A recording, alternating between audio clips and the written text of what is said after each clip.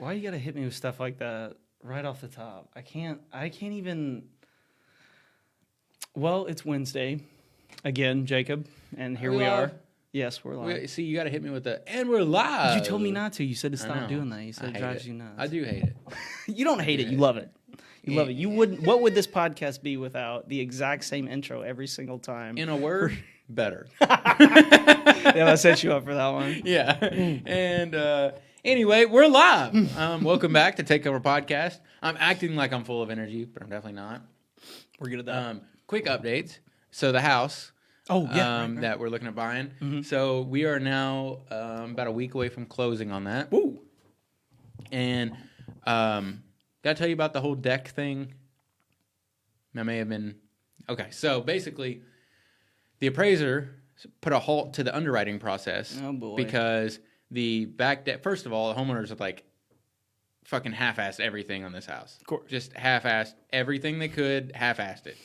Okay. You can do the other ass. So the deck, the back deck, was like you could tell where it was just a floor, right? A liability, you mean? Yeah, there was no railing, there was no nothing. It was Yeah. you could tell the old wood from the new wood. It was just like a flat surface, right? Mm-hmm. The neighbors had one just like it. I don't know. I've never seen anything like it. Just a fucking flat piece of wood. Anyway, so to get it ready to pass inspection and shit when they were going to sell the house, he put it's so weird looking, but I can show you a picture, but it's got a 2x4 or several 2x4s running the length of it at knee height and then one at handrail height.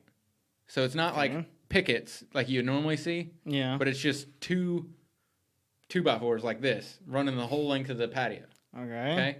So the appraiser put a halt to everything. He's like, that's a liability. Like if a kid can fall through it, it won't pass inspection. Blah blah. Blah. So we already had the house inspected, by the way, and the inspector was like, that should be addressed. But the appraiser like put a stop to the underwriting process. Yeah. So, I'm put my phone on silent. You're good. It's a shame that it can even like get to that point. They put it on the market. Like really? Well, I know some appraisers don't even care. Some don't. I've seen appraisers walk through, walk out. All right. Yeah. Well, and anyway, depending on the loan. Yeah. So Chris called me, Chris Roberts, Captain Mortgage. If you're looking to buy a house, hit up Chris Roberts.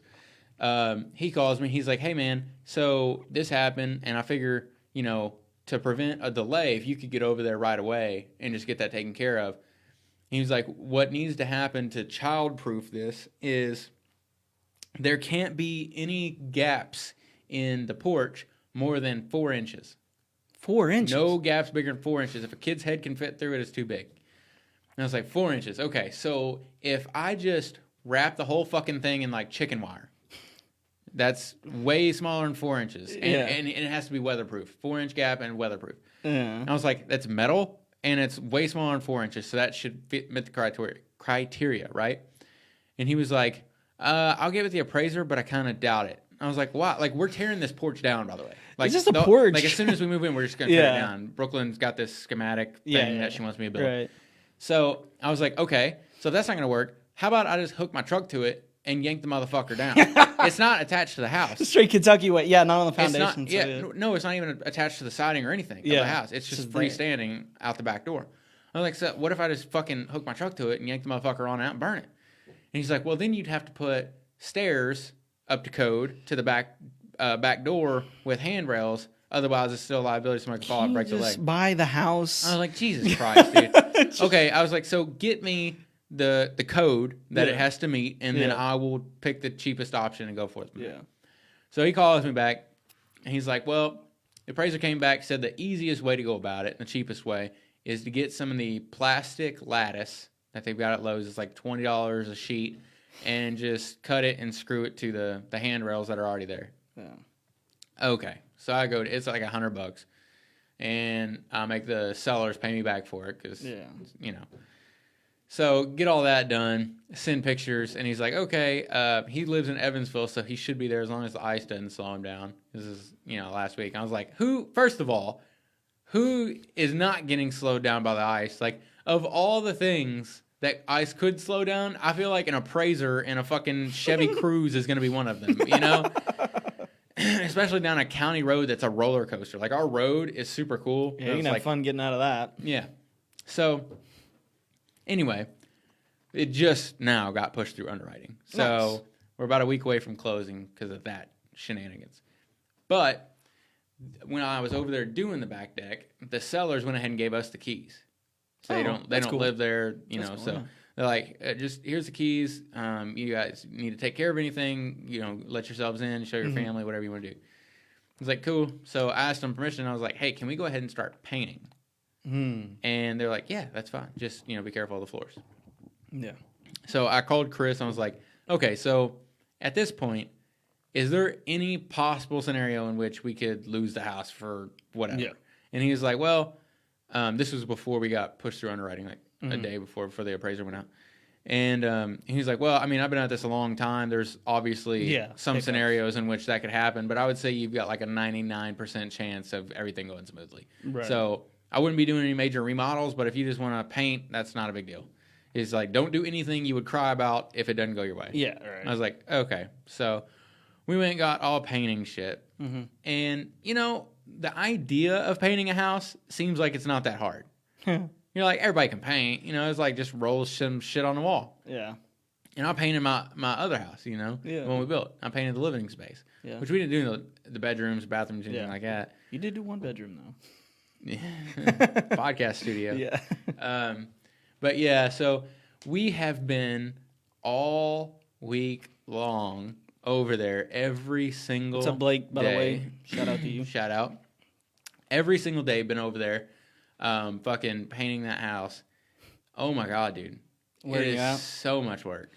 It is this number right here. So much work. Reaching up. I'm sore in places I didn't know I existed. And the thing is, we were unsure kind of like of the direction we were going in because we're both pretty new to it. Yeah. But we, first of all, we were super excited the first day. So we run to Lowe's. Once we got permission from the seller, we run to Lowe's, get everything we think we need, go over there. It's like 7 o'clock at night. We're getting started painting. Yeah. And so we're, fucking rolling shit on. And we go back the next day. It looks like absolute ass. So we immediately lose another day having to repaint the living space because we weren't using enough paint. You know what I mean? We were just trying to stretch you got to put a couple layers on anyways. Well, we thought we were going to get around that because we used the highest end paint they sell at Lowe's, like the Sherwin-Williams Infinity. It's supposed to be one coat perfection. They sell Infinity. That's crazy. Yeah, it's super high quality paint. So and it's spread very nicely. I was like, oh, we weren't having problems out of this. Yeah, I go back the next day, fucking white spots just everywhere. Yeah. So lose a day there, and I didn't know how much paint fumes affected you. So yeah, quite a bit turns out. Like a lot. Especially when the windows aren't open. I mean, closed house, a lot of open paint, a lot of paint on the walls, asthmatic. It's going good. It's going good. Dude, for real, we were painting. It got even worse because, we moved on to like bathrooms and like closets and stuff. Dude, I was in a closet painting, and you got to shut the door to get like above the door and behind the door and stuff. So I'm in like a fucking... the 6 foot long by 3 foot wide space painting. I don't even my eyes, my visions are kind of getting blurry. And I was just like, oh my, I'm tired. It's like 9 o'clock at night. I've been painting since fucking 10 a.m. Yeah. I've been inhaling it all day. Oh, we were over there every single day. Brooklyn was off work for quarantine shit. So she was off work and we were over there every single day. From as soon as we would wake up to 9, 10 o'clock at night. I mean, just painting. Because they did a terrible job painting. Everything in his house has to be repainted. Everything. Yeah. They don't believe in tape. They don't believe in doing a good job. Yeah. They spray painted the fucking door frames with brown paint. No. Brown paint. Spray paint. Yeah. Spray paint on the you can see the overspray on the floor. And shit, did you say you spent $100 for this house? Yeah, it's $100. $100 house. Yeah, it's $100 flat. It's with tax. But so everything's just terrible. But anyway, so days and days of painting, and I'm in this closet, and my vision's kind of getting foggy, and it's just I'm tired. I've been painting all day. Brooklyn comes in the bathroom, and she pushes the door open because it's like an ensuite with a walk-in closet. Yeah. So she comes in the bathroom, she pushes the door open, and she's like, hey, you almost done in here? And I talked to her, but the words are not coherent. And she's like, what? And I repeated just the same thing. She's like, you're not saying words right. Oh, no. And I was like, I'm tired. So we don't really think much of it because we were really tired. Yeah. We go back the next day and like she's doing it too. And I'm still doing it. Like you try to say words and they're just not coming out the way you want them to and shit. Crack a window. Yeah. And so, and when we started this, dude, there was ice and shit outside. Yeah. You can't. So it's like you got to have it 60, 70 degrees in the house. Can't have it too cold to have the paint cure. Yeah. Right. So there's no cracking, which you now we yourself. Now we can crack windows. But now we can crack yeah. windows. It's great now. It's right. perfect. So yeah, dude, it was getting getting wild in there. And she was like, just yesterday, she was asking me, she was like, have you like looked up the symptoms of like what can happen if you inhale too much paint fumes? And I was like, no. She was like, you probably should. Like, it's not good for us what we're doing. No. I was like, yeah, because I mean, it was getting rough, man. Like I was dizzy. Like I almost fell off the ladder a couple times. I'm not surprised. It was real bad. Yeah, like paint, it's no joke, man. Like, yeah. That's why spray paint is so bad because like it sprays out. Oh, dude, if you spray paint in like a paper bag and just take a deep breath from it, it's great. Why do you know that? What movie was that on? I don't know. I didn't watch that movie. Oh, was it fucking like Jay and Silent Bob or something? Yeah, I think that sounds where it would be. Yeah, that sounds definitely not in my life. Definitely not something I did in a alley somewhere. That sounds like a terrible idea. But glad you didn't perish. We've been doing that, and then tomorrow's my day off. Well, I told because all this shit was like adding up quick, So I told her on Tuesday, I was like, you know what, or Monday rather. Like, you know what? We've been at it for a fucking week now. We deserve a day off. Yeah. Tuesday, we'll just hang out with the dogs because, we feel bad for them. They're in the kennel. Yeah, they're in the kennel, just fucking at home, not getting to hang out with us, not getting to, go play outside and shit. Yeah. And so Tuesday morning comes around, and I'm thinking, like, man, I've got the podcast on Wednesday, so we're not going to be over there then. And we've got a ton of work still to do. Yeah. I was like, let's go ahead and work tonight, and then Wednesday we'll take off because I got the podcast anyway. Mm-hmm. So we went over there last night. We got all the gray paint done. So we're painting the walls gray. Got all the gray done finally. So now we're moving on to doors and trim, which is going white. Yeah.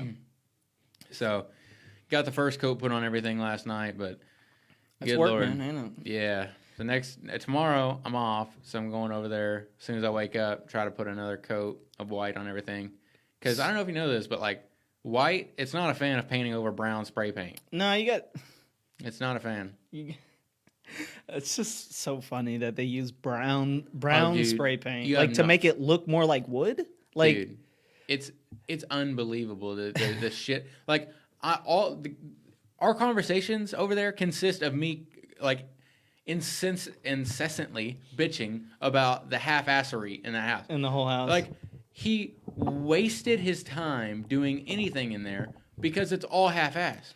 Yeah. That was like the only thing worse than like having to put your effort into getting a house ready to sell is having all that work undone and redone correctly. And because now all your effort was for nothing. Yeah. You should have just left it alone because if you're going to half-ass something, then it's not worth doing. Yeah. Like all the walls were fucking blotchy as shit. Like it looked like you went in there with a roller full of paint and painted the whole room without redipping it. Like, I mean... terrible. It might be a guy who just didn't give a shit. Obviously, he didn't give a shit. Yeah, obviously didn't give a shit about spray painted the fucking trim. Put new floors down. The floors are nice, but then didn't put any quarter round down to like keep the fucking free floating floors down. So like, dude, it's just. Well, at least I know you'll have your hands full making it a lot nicer. Yeah, you know Brooklyn's taste, and my.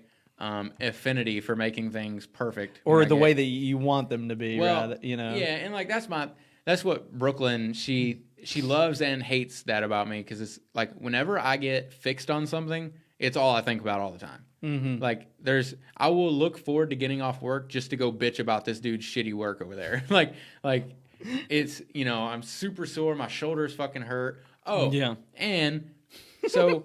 The walls are like this. They were this cream color. Yeah. Okay, so ugly to begin with. Yeah. Whatever.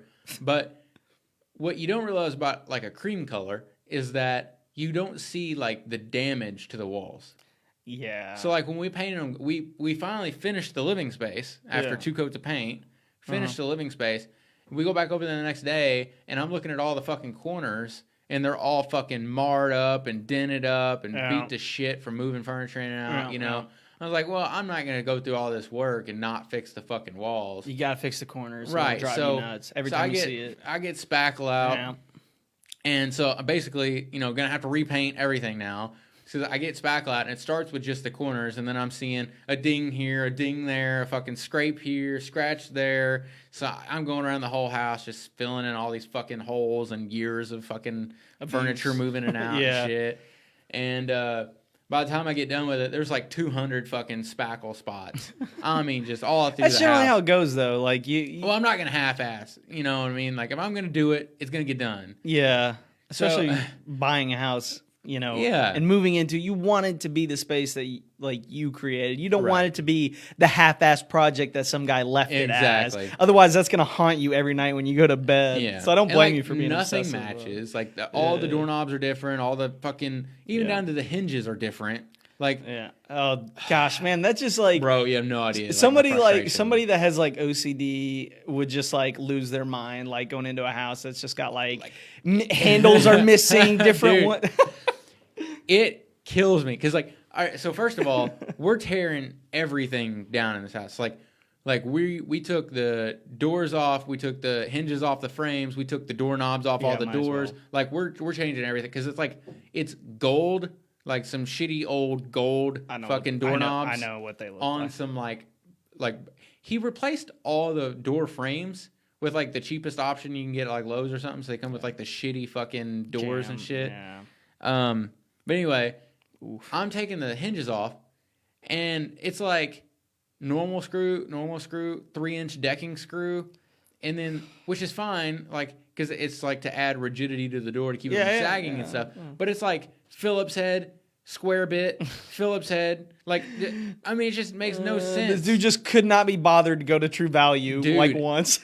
I had to bring my whole fucking Impact bit box over there just to take this fucking door off. That's annoying, though, because you end up having to either reposition certain stuff or, like, re-drill holes. And, like, that's never good for wood when you have to, like, drill multiple holes in one spot, especially, like, when it comes to door frames. It just... We're like, as we dig deeper and deeper, Brooklyn's like, look at this. I'm like, I'm not going to look at it. Like, it's just going to... It'd be done when it gets done. You're going to make me more mad. Like, at this point, I'm just going to... We're starting from square one. And we're going to do everything correctly. It's just, oh my God, dude. And I took this light fixture down in the bathroom. Oh, Jesus. Oh, I couldn't imagine what it's full of. Oh, Lord. It's a rat's nest of wiring that he tried to do himself. Yeah. It's one thing after another. It's all like cosmetic shit is the thing, like we got a good inspection on the house and everything. So nothing is wrong with it. It's just getting it to where some TLC. Yeah. To where it'll be a home. It's just the little things that aggravate me so they add much, up, man. Yeah, they definitely add up. The dings and the scratches and the terrible paint. If it was just one thing, it's like, look, I can just paint that. It's, well, I got to paint, I got to spackle, I'm going to have to redo the flooring. The flooring's all fucked up. But at the end of the day, you're going to be like, I fixed that. And like I said, this feels great. As we're going to paint this house, it'll be done, a week. Yeah. A week of painting, and it'll be done. Mm-hmm. Now we're in this, like, a week and a half, and we're nowhere near done. Yeah. Because... lost the first day basically because we didn't know what we were doing. Second day, go back, get the living room finished. Yeah. Great. We're moving on to the other rooms. Mm-hmm. Come back, and I notice all the corners are fucked up. Yeah. So I get the spackle and all that. That takes, it took me 4 or 5 hours between spackling, sanding. Oh my God, sanding. Oh yeah, you got to sand the spackle smooth, for when you paint over it. I mean, So sanding like 200 spots around this fucking house. My shoulders were dying. They were screaming at me to stop what I was doing. At one point, I was literally laying in the floor switching hands because like there was a big spot in the bathroom where you could tell he had spackled over some serious damage, but didn't sand it. Just slapped some paint. So it looks like a flat, like absolute dog shit.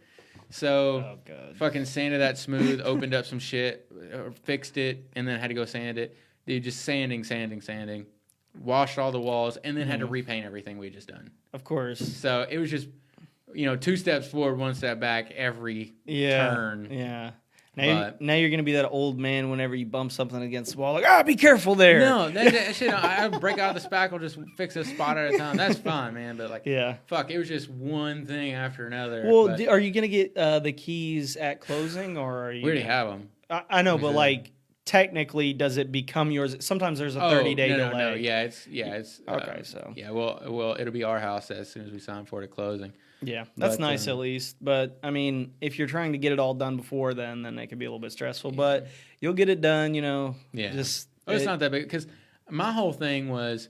I was like, well, I'm grateful that they gave us the keys now so that we could go ahead and get this shit because you don't want to paint when all your shit's moved in and you're waiting to move your stuff in there. Exactly. Yeah. So I was like, well, it'd be nice that way we can go ahead and put our 30 days notice in, save ourselves some money on rent, and go ahead and get everything fixed up so we just move right in. Mm-hmm. Well, Brooklyn, she's not having any of that. She didn't want to even take the chance of being stuck in the middle. Yeah. So we're not going to give our 30 days notice until like we have a closing date. Yeah, I wouldn't either. Yeah, just because. Yeah, she likes to play everything safe. I don't blame her. So in the long run, it's not actually going to even save us any money on rent. But that's here nor there, I guess. Yeah. Speaking of rent, did I tell you about her fucking car? So we rent through Elite Management here in town. Mm-hmm. Okay, they've got one maintenance guy for like 300 properties. He said, which isn't surprising. But we have that's the way it goes. You go online to fill out like a maintenance request. Right. So we have a record of where we have submitted 2 or 3 requests to get the tree in our front yard trimmed up. Mm-hmm. It's like, for everyone who doesn't know, it's like this fucking probably 60-year-old giant tree. It's gorgeous. It's a gorgeous tree, but it has a lot of dead limbs, like a lot. Yeah. Every time it storms, branches all over the yard, and it covers over top of the driveway. It's just dangerous. It's just dangerous. Yeah. Well, the main thing was like, my truck is always pulled in the driveway first because I never drive the motherfucker. Yeah.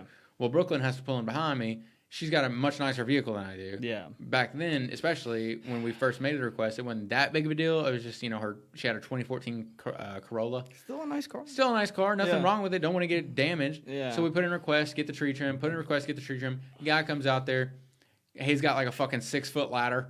And he's like, oh, yeah. And by the way, this tree's like fucking 60 foot tall. Like, yeah, this is a whole ass tree. It's not tree. A sapling. It is. Been he's there like, for decades. And both time he come out, he's like, oh, we're going to have to get like a tree trimming service out here. I'll let him know. I was like, let him know. Like this, it's got to be done. Like every time it thunderstorms anything. Well, it's dangerous too to like limbs can fall on power lines and cause issues for other people. And it's like, it's your fucking fault. Because like we, at my dad's house, we used to have a big old maple tree back there that was just old, very old. It had been there a long time. It had done that split trunk type deal. And it was a beautiful tree, and we loved it. It used to have a swing in it and everything. But every time wind kicked up, it would knock a branch off and cut out power for like 12 people on our street and the other street. Yeah. And so OMU or whoever, I couldn't remember who it was at the time, the last time that it knocked power out and they had to come back there, they're like, look, either you pay for the service that you want to come back here and trim your tree,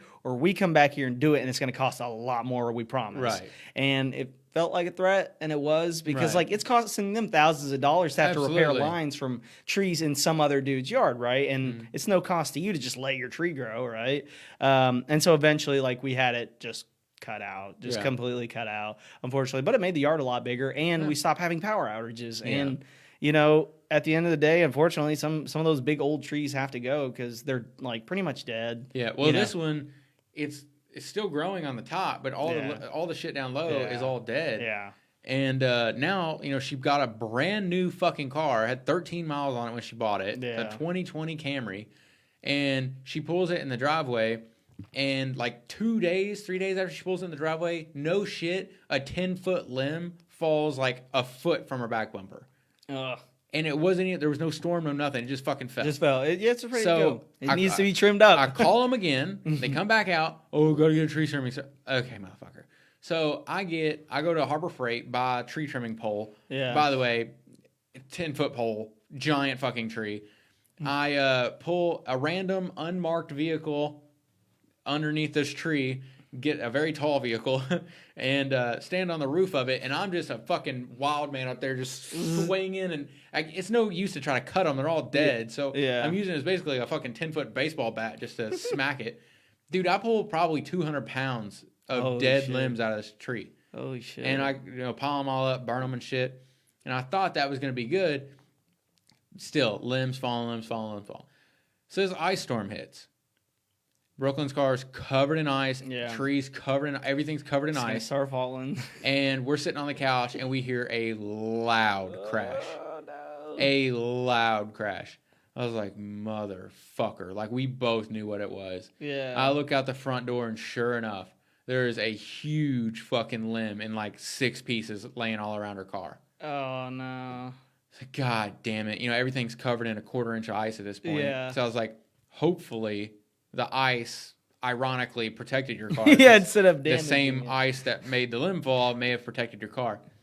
So all the ice melts off, dented. Bigger and shit. Yeah. It dented in like 4 spots on her back quarter panel. Brand new fucking car. Yeah. So I call the landlord. I'm like, hey, we live at 151 fucking McMahon Street, and we've got a established track record of asking for this tree to be trimmed, and you have not done it yet. And by the way, they keep marking the service request as completed, even though they haven't done anything. No, it ain't. Yeah, exactly. And I was like, well, now one of the limbs has fallen on her brand new car. Yeah. And we've got 3 estimates here. It's going to be about $1,200. Yeah. And we're going to need that paid for immediately. Yeah. And she was like, oh, okay, I'll transfer you to some girl named somebody Brittany. Above me. Yeah, somebody above me. I was like, cool. to deal with this. So this chick answered the phone. I told her what was going on. She's like, okay, so what do you want us to do? I was like, you're going to pay for it. Yeah. Like, at this point, you've been given ample warning about this tree. Yeah, it's dangerous. And now it's done something. So now this is on you. And she's like, okay, we'll let the owners know. Okay. This is a week ago now. Of course. So now at this point, you know your boy. Like, I'm going down there. I'm going down there. We're going to talk. We're going to talk about the thing. Their offices are closed for COVID. So they're all working from home. So there's nowhere to go. I'm outside. I'm in your yard. So it's not going to go good for somebody. That or I'm going to have to get a lawyer, one of the two. That's just, man. And here's the thing, is like, it's not even, like, don't get me wrong, $1,100, $1,200 is a lot of money. Yeah. But it's more about the principle of the fucking thing. Yeah. Like, we've told you that there's an issue several times. You've tried to fix it yourself. I went out there and fucking did all I could. Did everything that you could do as a person who is not a tree service. Exactly. Took every step I could, did everything properly, and because you didn't want to fucking shell out $100 or however much it fucking costs to get a tree trimmed. Yeah, but it's probably less than $1,200 that you're going to have to fucking pay now. It'll be less than that.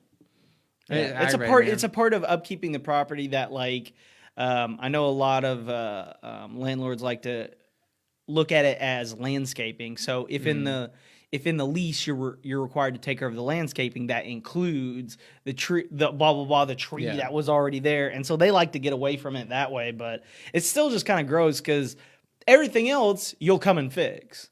Right? Everything else, if you tell them it's broken, they'll send somebody to come fix it. But the moment you start telling them, like, hey, you're going to have to pay to fix this. Because I had a situation that was similar where I almost got screwed out of a ton of money from a rental company. But thankfully, it ended up working in my favor because what happened was I got a new apartment to myself. I was super happy. It was a nice apartment. Mm-hmm. And I moved everything in. I was so happy. I moved everything in from my old apartment within like a week. And within that first week, the drains started to back up real bad, so bad that it flooded out onto the floor. And that happened like before I had gotten every single little thing in there. I hadn't even been sleeping over there yet, right? Mm-hmm. I had everything but the beds, right? So all my stuff was all in boxes there and everything.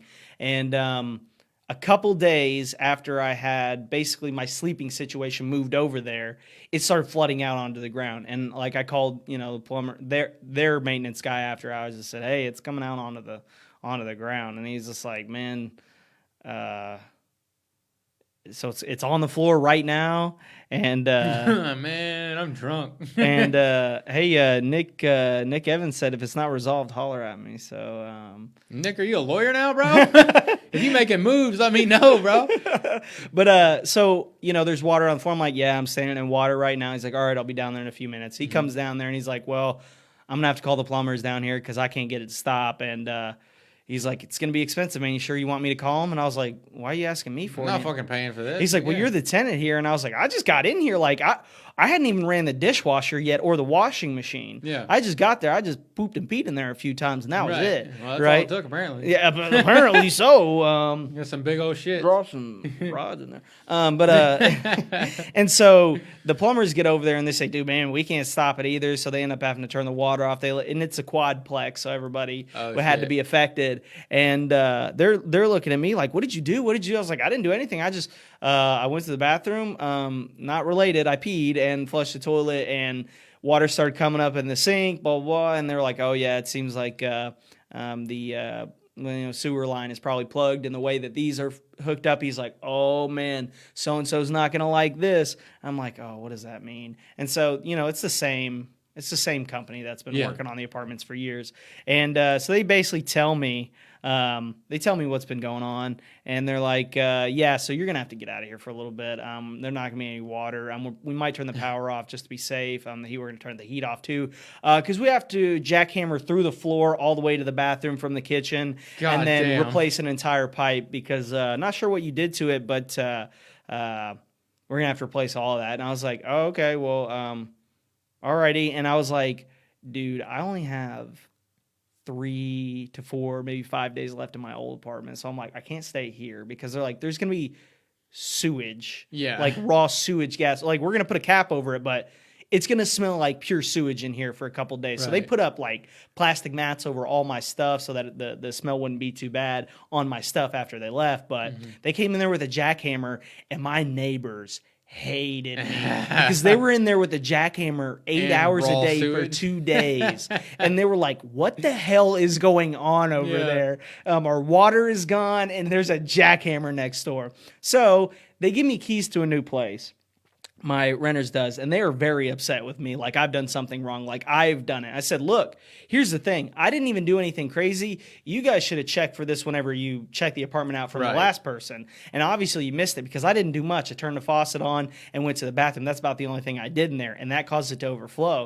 And he's like, well, you're lucky I'm not charging you for every bit of this because this is several $1,000s. I was like, look, man, I've been there less than 5 days, and I haven't even ate a meal in there. You're lucky I'm not beating your ass right now, old man. Fuck out of my face, bitch. And you know me, I'm a little more diplomatic than that. Motherfucker, beat the jackhammer. And so he's like, well, we're going to give you a place to stay, but you should have renter's insurance that is supposed to cover this out of pocket, so we don't have to. And I was like, okay. And so they gave me keys to this place, and it is a studio apartment in the most ghetto I have ever seen. Oh, shit. A studio apartment in this.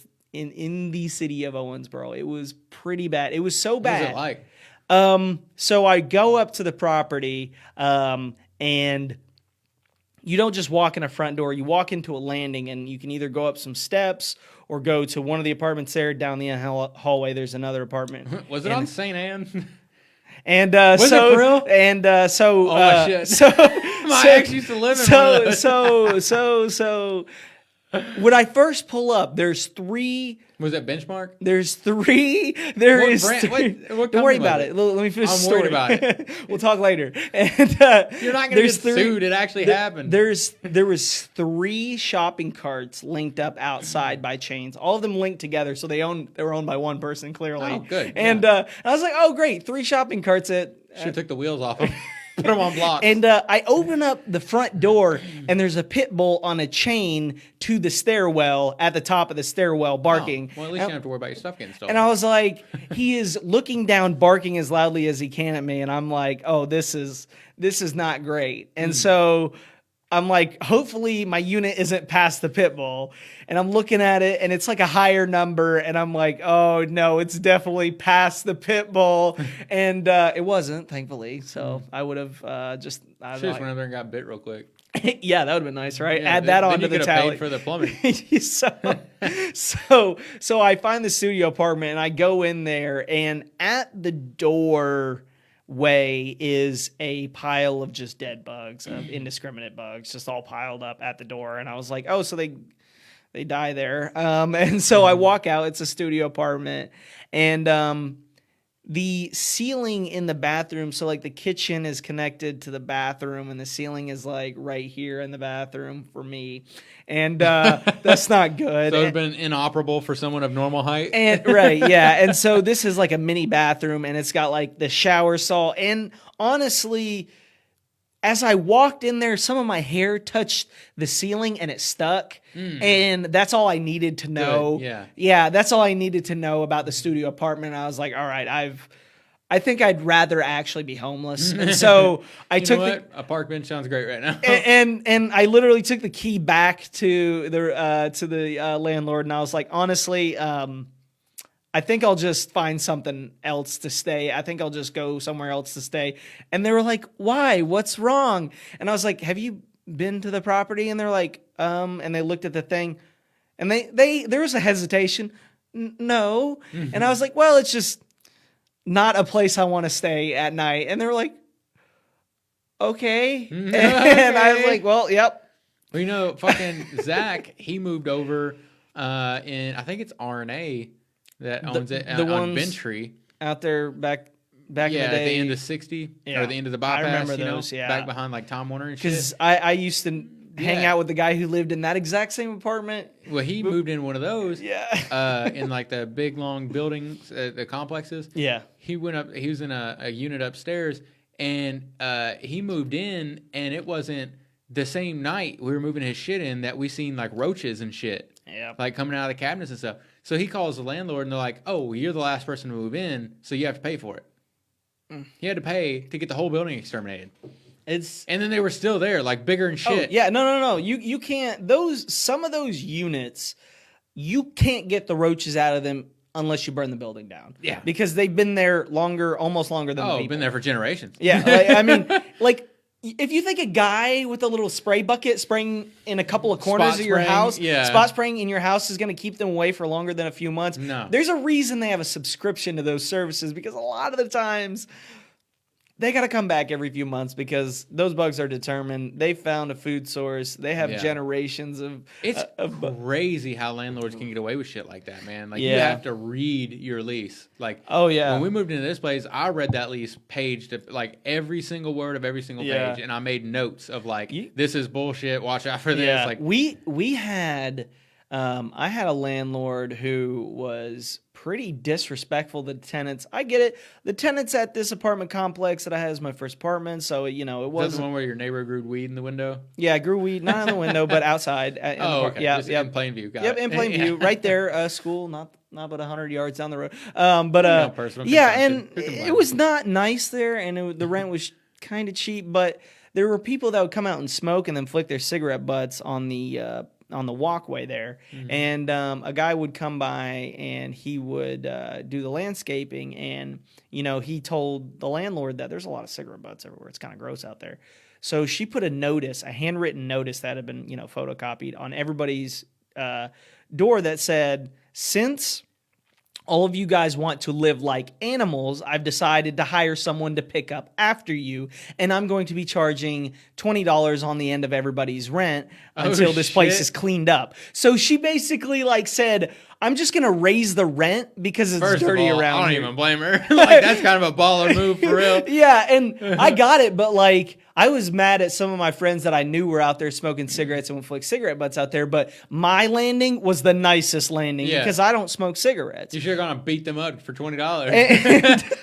First of all, motherfucker, you owe me a tank of gas. How about that? And back then, that was not a tank of gas. Yeah. So that was serious threats. Yeah. And people, so I saw it, read it. They were enraged, weren't they? They planned it very nicely. They put them out early before anybody woke up. So, like, as people were waking up in this apartment complex, which was around noon. I was about to say. About noon, a lot of those folks didn't have jobs. Some of them did. But anyways, they were lining up outside of the office, which was just a reconstructed one-bedroom at the end of the, like, lot. Oh, not a good call. Yeah, so they basically... You can't shit in your own backyard, They can't escape. They couldn't escape. Yeah. And so, like, people were just lining up out there like, you think this is funny? You want to live like an animal? How about I show up to your house and ash cigarettes on your lawn? Like, there was a picket line outside of my landlord's office my God. She, of course, was not there. That's she was fantastic. She was far away, but they should have shit in her mailbox. They like left.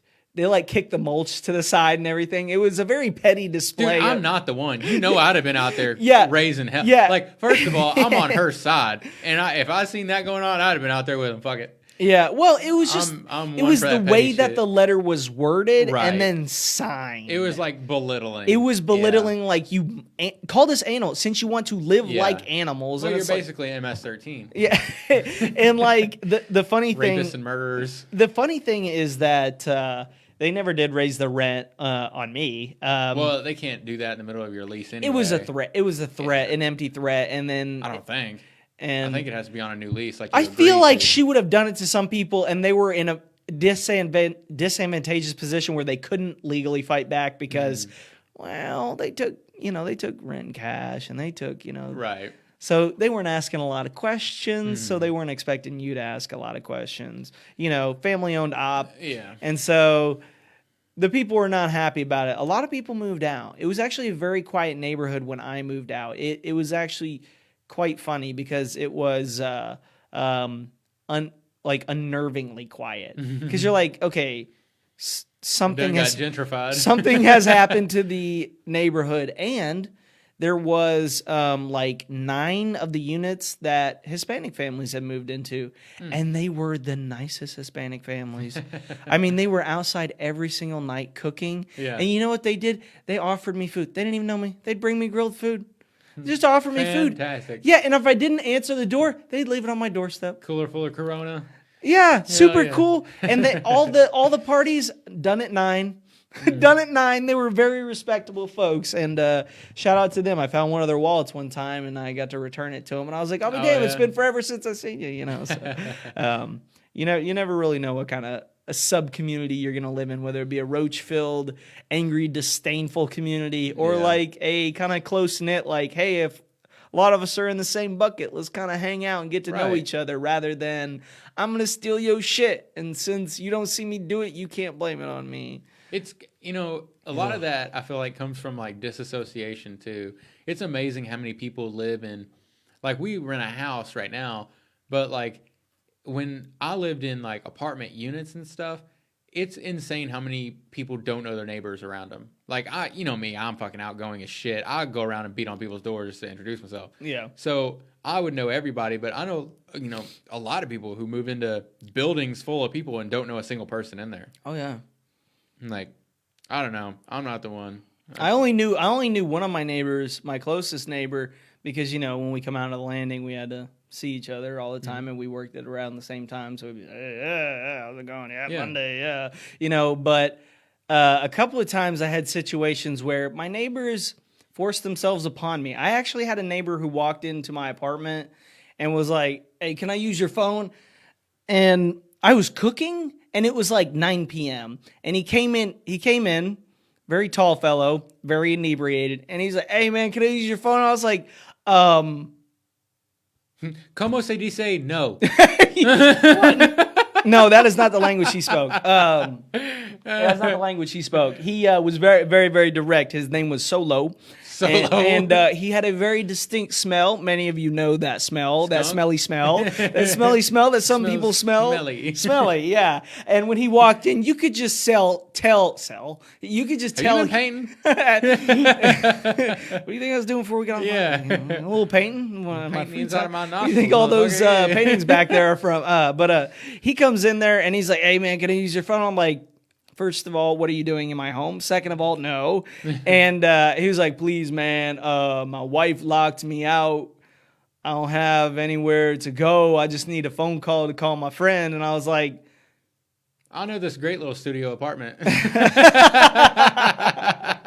No, you get a great rate on it. Yeah, you gotta get past the pit bull. And so I hand him the phone, and he like looks at it, and like you could tell he was really struggling to figure out how to turn it into a phone, and he just handed it back to me and said thanks, and then walked out the door and left. And shit, man. And I was thanks anyway. He was like, all right. I done forgot what this is. I think he pretended to make a phone call, and I was at that moment. I was very, very sure that I was being scoped out to be robbed. Yeah. Because like, why else would a man just walk into my home like that? And lo and behold, I saw him the next day at the unit over there, and I was like, hey, man. He's like, oh, yeah, thanks for letting me use your phone, man. And he didn't have the speech problem that he had the night before. So definitely a dude struggling. But that's not something you want to happen often is a stranger just walk into your home and then ask for things, because some people that walk into your home aren't going to ask. They're just going to demand with a gun or a knife or worse. So don't miss those days. This is the same. Like, it's really pissing me off. Like, this is the same landlord that before. By the way, this is the whole reason we decided to buy a house. So we were just me and Brooklyn had this agreement of like she's in this really like great position of her parents wanted her to build this nest egg so that when she moved out she could just buy a house immediately. They didn't want her renting. I was like, well, here's the thing. We have been dating like a year at this point. I was like, let's rent a house for a year and then see where we're at, and then we can look at buying a house. And just get our relationship a little more established. Yeah. And so she agreed to do that. So we were coming up on the end of a year, and she was like, well, I like this place, but I really want a fenced-in backyard. We've got a lot of strays run around, and she's scared that one day they're going to attack one of our dogs. Yeah, right. You get two dogs. You just don't want... Right, and both of our neighbors have fenced-in backyards. Yeah. So it would literally just be fencing in the back, connecting it to the neighbor's fence, and then two corners. Yeah, not even like the whole link. Just connect it from their fence to the side of our house, and then from their fence to the side of our garage. That'd be it. It'd probably less than $1,000 just for chain link. Not even a privacy fence. So I call our landlord. I'm like, hey, I just want to give you guys the opportunity to keep us. We've never missed payment. We've been fantastic fucking renters. I've fixed a ton of shit around here. Never asked anything from y'all except for to trim this fucking tree you can't see me do. But I was like, I want to give you the opportunity to keep us instead of having to go through a whole application process and shit again. I was like, we like the place. We don't have any problems staying here. But we would like to have the backyard fenced in, seeing as this is a property that allows pets that would draw more renters in the future anyway. Right. And it also adds like $20,000. Right. Like, it's good for property value. It's good for future tenants. It's a good thing all around. It's a good move. Yeah. So I was like, it would be, a win-win, and she was like, okay, I'll see what I can do. Never heard another fucking thing about it. Never heard another fucking thing about it. No, I asked about this house too. So, they don't want to do nothing, especially when it comes to... Well, I noticed, whenever I was going through the process of, like, deciding, I was like, all right, I'm going to buy a house this year. And I got out of that mentality really quick when I realized, I was like, okay, that's the wrong mentality to buy a house with. Interest rates are great right now if you do want to buy a house. I might be hitting up old Cat Mortgage over there, old Chris. Cat Mortgage. Old Chris. Man. He hooked up old Chris Farley, former roommate, with the house. Oh, so, yeah. He messaged me and said, "Man, I was trying to look at houses, but I don't really know where to start." And I said, "That guy's literally talking about houses on Facebook nonstop. Facebook him, and then just be like, Chase sent me your way from Take Cover Podcast." I realize like the little things that people are using to upsell their houses that's not even worth it, and it drives me absolutely nuts. There's so many houses in this town that are just not worth it, and I see so many rentals. I was about to say renting in this town is insane now. Like it used to be reasonable to rent here. Like, you could get a 2-bedroom apartment in like a complex for like $400. Yeah, $400 to $500, like $600 for a nice one. Reasonable. And now, you've seen our house. It's tiny. We're in a tiny house. It is like a 900 square foot. Under 1,000 square feet easily. Yeah. With not a fenced-in backyard, just a normal-sized lot in a decent area of town. Just a small starter home. $850 a month. Yeah. Our mortgage is going to be cheaper than this house is to rent. Yep. Yep. Dude, it's insane. Yeah, it's renting. You can make a real killing off of renting because I notice there's even though there's regulations to the Renters Association and stuff like that. It still seems like a lot of like landlords are still able to get away with a little bit. And a lot of it, especially like Tony Clark, they're fucking crooks. Oh, name dropping. I've never personally rented. I've subleased through a tenant that Tony Clark didn't know we were doing that with. So allegedly. No, definitely did. They don't live there anymore. They bought a house and I don't fucking use them, so fuck them. Yeah. So many people do that shit. Anyways. But yeah, dude, like they're fucking trash. Like it's insane how little a landlord has to do. Like if the property is inhabitable, that's pretty much the requirement. I'll tell you this. I know that a lot of people that become landlords don't do it because they want to maintain the property. They do it because it's an easy way to invest your money and get returns and on get passive income. Get passive income. And that's why they use places like Elite Management. Like because Elite Management doesn't own our property. No, they manage the property for somebody. Exactly. And they take whatever it costs to manage the property out of, they have a little fee that they charge to manage, or something. To service the property. And then that person renting the property gets to just be wherever, do whatever. Right. They don't have to worry about it at all unless something comes up that needs to be paid that's not covered by what they service, right? I literally ran that idea past Brooke. Like when we decided we were going to buy a house, I was like, listen, let's just buy like a fucking $80,000 or less house. Yeah. Live in it for 2 years or a year or 2 years. I think Chris said a year. And that way you don't have to get like a whatever mortgage to do that. But you can just live in it for a year and then rent it out and have passive income. Yep. And because that's the thing.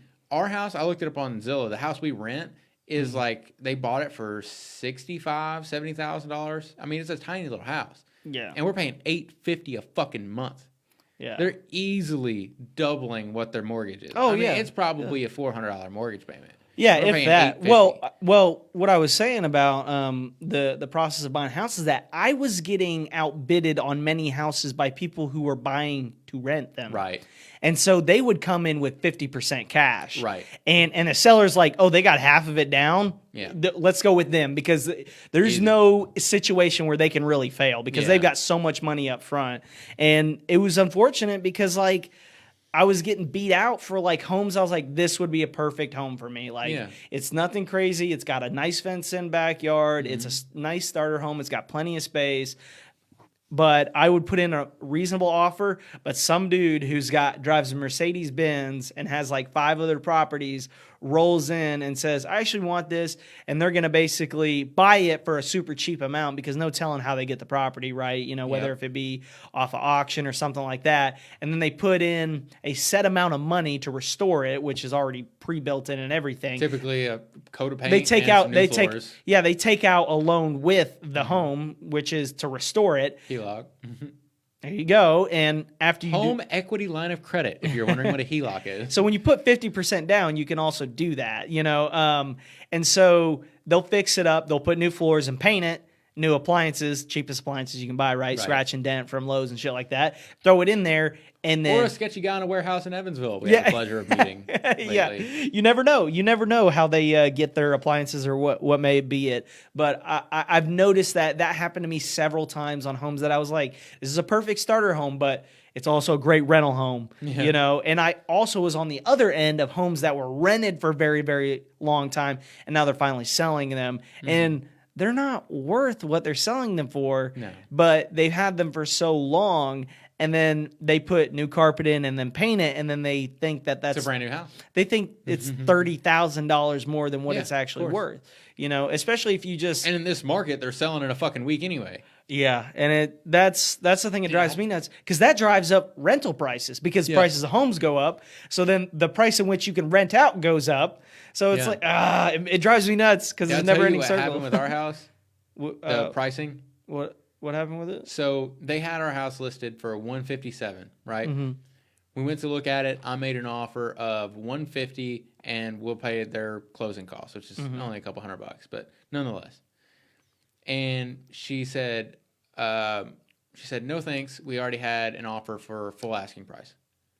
And I was like, well, did you accept the offer? And she was like, no.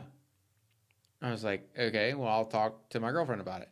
And at this point, I was like, I feel like she's full of shit because why would you not have accepted the offer for full price? Yeah, yeah. So I feel like she's just trying to like use this as get you to go. Retail. So after talking to Brooklyn, was like, I fucking love the house. I don't want to lose it. You know, blah blah blah. Let's offer 160. Offer more than asking, and hopefully that'll get it. I was like, okay. And you know, we had already been told several times, like, if you like a house, you better fucking buck up because it'll be gone. Yeah. So we offer 160. They accept it. Appraisal comes back 149.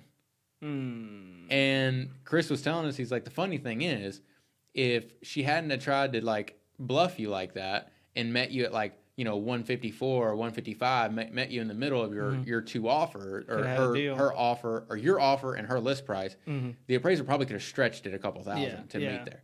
But since she wanted to try to call, you know, make a bluff on you, and now the good thing is those appraisals will help you out in the long run. But at the same time, like they can also keep you from getting the house because some people like they think their house is worth so much. It's insane. Like that was what's funny is I messaged the seller and I was like, hey, I just forwarded you the appraisal, so you know I'm not trying to pull the wool over your eyes or anything. So I just forwarded you the appraisal. It came back at 149, and the seller replied, so what do you want to do about it? And I was like, well, I'm not going to pull 11 grand out of my ass, so you're going to lower the price of the house, I guess. Yeah. And then the seller messaged me back like a couple hours later, and she was like, we'll agree to lower the price. Like, yeah, I know. Like, if you want to sell the house, that's what you're going to do. Is this the house you're working on now, or was that? Oh, okay. Yeah. But yeah, with that, we just like I said, we got the walls finally should be done. We're starting on the trim and the doors, painting those white. I got to continue that tomorrow, and then this weekend my dad is coming over and we're gonna put all quarter round down and then change out all the receptacles. They're like your receptacles, how they're like yellow for some reason. They're just old. We're gonna change them all out to white. They it's simple things like that can make a house feel a lot newer. Like the simple things, getting the baseboards repainting the house, replacing the hinges, the handles, and then the plates over the switches, replacing switches. It's not hard to do. Just turn them. Super cheap. Just turn the fuses off or the switches off. I'm not going to do that at all. You do it. I'm going to test them by licking them. Well, shit, just write me in to the wheel. My nipples. Woo! This one's live. All right, turn that one down. Turn it up, actually. Turn it up. You got any more juice behind that thing? A little soft today. A little soft. Nah, man. Well, I'm glad it's going as well as it can. I know it's never an easy process, but I mean, nice. Brooklyn said today, she's like, you know, it just really seems like everyone through this process has their hand out. I'm like, yeah. That's exactly what it is. When you buy a house, everyone wants money from you. Yeah. Everyone. Yeah. Everyone and their fucking mom wants money. You got to pay for everything, too. Yeah. Appraisers, inspectors, fucking brokers, Chris, I hear you. Everybody wants money. Yeah, and I get it. That's how the world goes round. But at the same time, it's tough when you're not using realtors, so saving a couple grand there. Yeah, that's realtors I don't care who you are. You do not deserve the amount of money realtors charge. It's insane. I didn't realize how much it was until like I started like seeing when they start to write it out. When it's like I was like, there's no way you can do this without a realtor. Like all the paperwork and shit. Yeah. By the way, it's not that hard. You just get a mortgage broker who knows what the fuck they're talking about, like Chris. And good to go. Like it has not been difficult. And he's got his fee. He's got the part that make it his job. But by the way, you're paying for that anyway. Yeah. It's not like another fee on top of that. Yeah, you're already paying for that, but this guy will literally. This is like an ad for Chris. Literally, it seems like all a realtor does is just forward you the emails from him, then send them to the realtor and they forward it to him again. Some people can't even be bothered with the bidding process, and the realtor is supposed to take care of the bidding process. Like, you want that house? What's the most amount that you'll pay for it? All right. I'll write up a deal for you. What kind of deals are you willing to make? Because some people, they're like, all right, I want a house for this much. Go find me one. Yeah. And then I'll let you know if I'm going to put the money behind it, pen behind paper. And they're incentivized to go find them the house that they want because the moment they sign that paper, they get a fat old fucking pocket. And that really turned me off of some realtors because I like that a bit. Whatever you just did, The thing that turned me off about some of the realtors is that they will turn you off of a certain house if they know they're not going to make good money off of it. Yeah. And that to me is where I'm like, you're a bad realtor. Yeah, and how am I supposed to trust you to get me the best deal if you're incentivized to make sure I spend the most money? Make sure you get the best deal. Yeah. You're looking out for you rather than me looking out for me. And that's no shade on any realtor in particular. But I told a realtor I was thinking about working with when we started this process.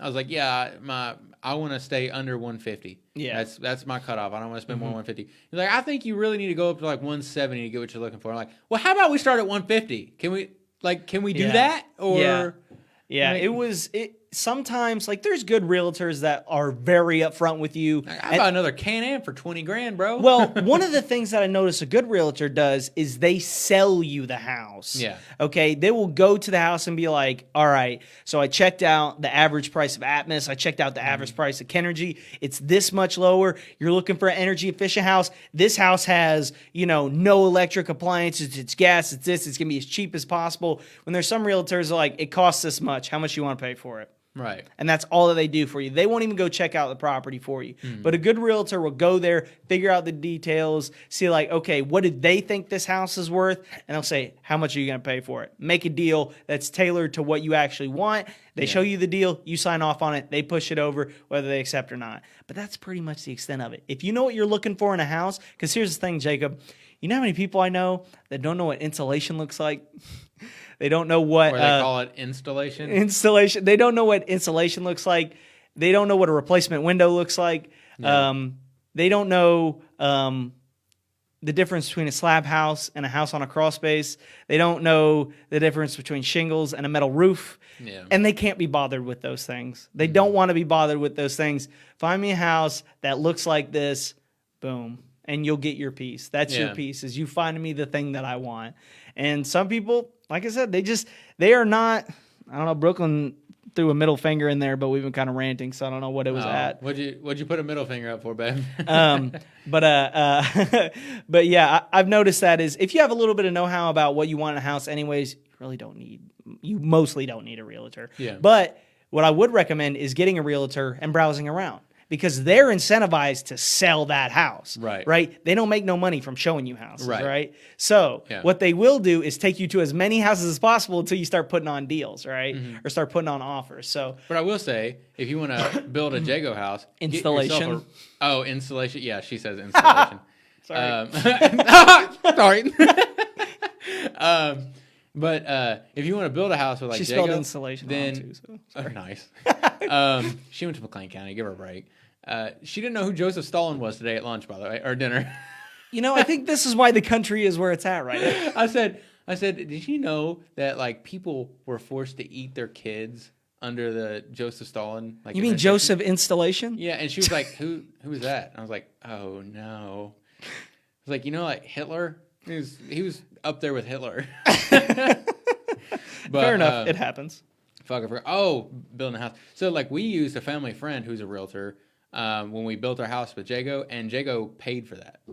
They paid for the realtor. Yeah. So it was basically like a free check, kind of. Yeah. Must be nice to sell a Jago home. It's already ready. You just design it for themselves. I mean, no, we literally just sat in a room. We picked out every single thing we wanted, and then the realtor got paid. They must like those Jago gigs then. Yeah, they must. I bet that's a nice gig to have, because the Jago homes, you don't have to sell them. People come to you like, I want a brand new home. Yeah. Where can you build it? And they're like, right here. Here's the cheapest place we can build it. Right here, actually, right next to the other one we just built. We sold that house for almost $20,000 more than we paid for it 2 years after we built it. I mean, it was insane. That's an incentive to get one for maybe me, because, I don't know how dead set I am living here in Owensboro forever. Yeah. Because like there are a couple places I want to live. And see, that's why like our generation is so renter minded, because like you don't have the fucking tie down of a house. Like you can just bounce around if you want, Yeah, you have a little bit more freedom than when you're tied down to a mortgage. And if the market does not do well, then your house is worthless. And now like you're looking at a situation where now you're underwater on your house and you can't sell it. You can't, right? Because you're here. Yeah, the only way you can get out is with having your. Typically, you got to live there 5 to 10 years before you can even sell your house. Right.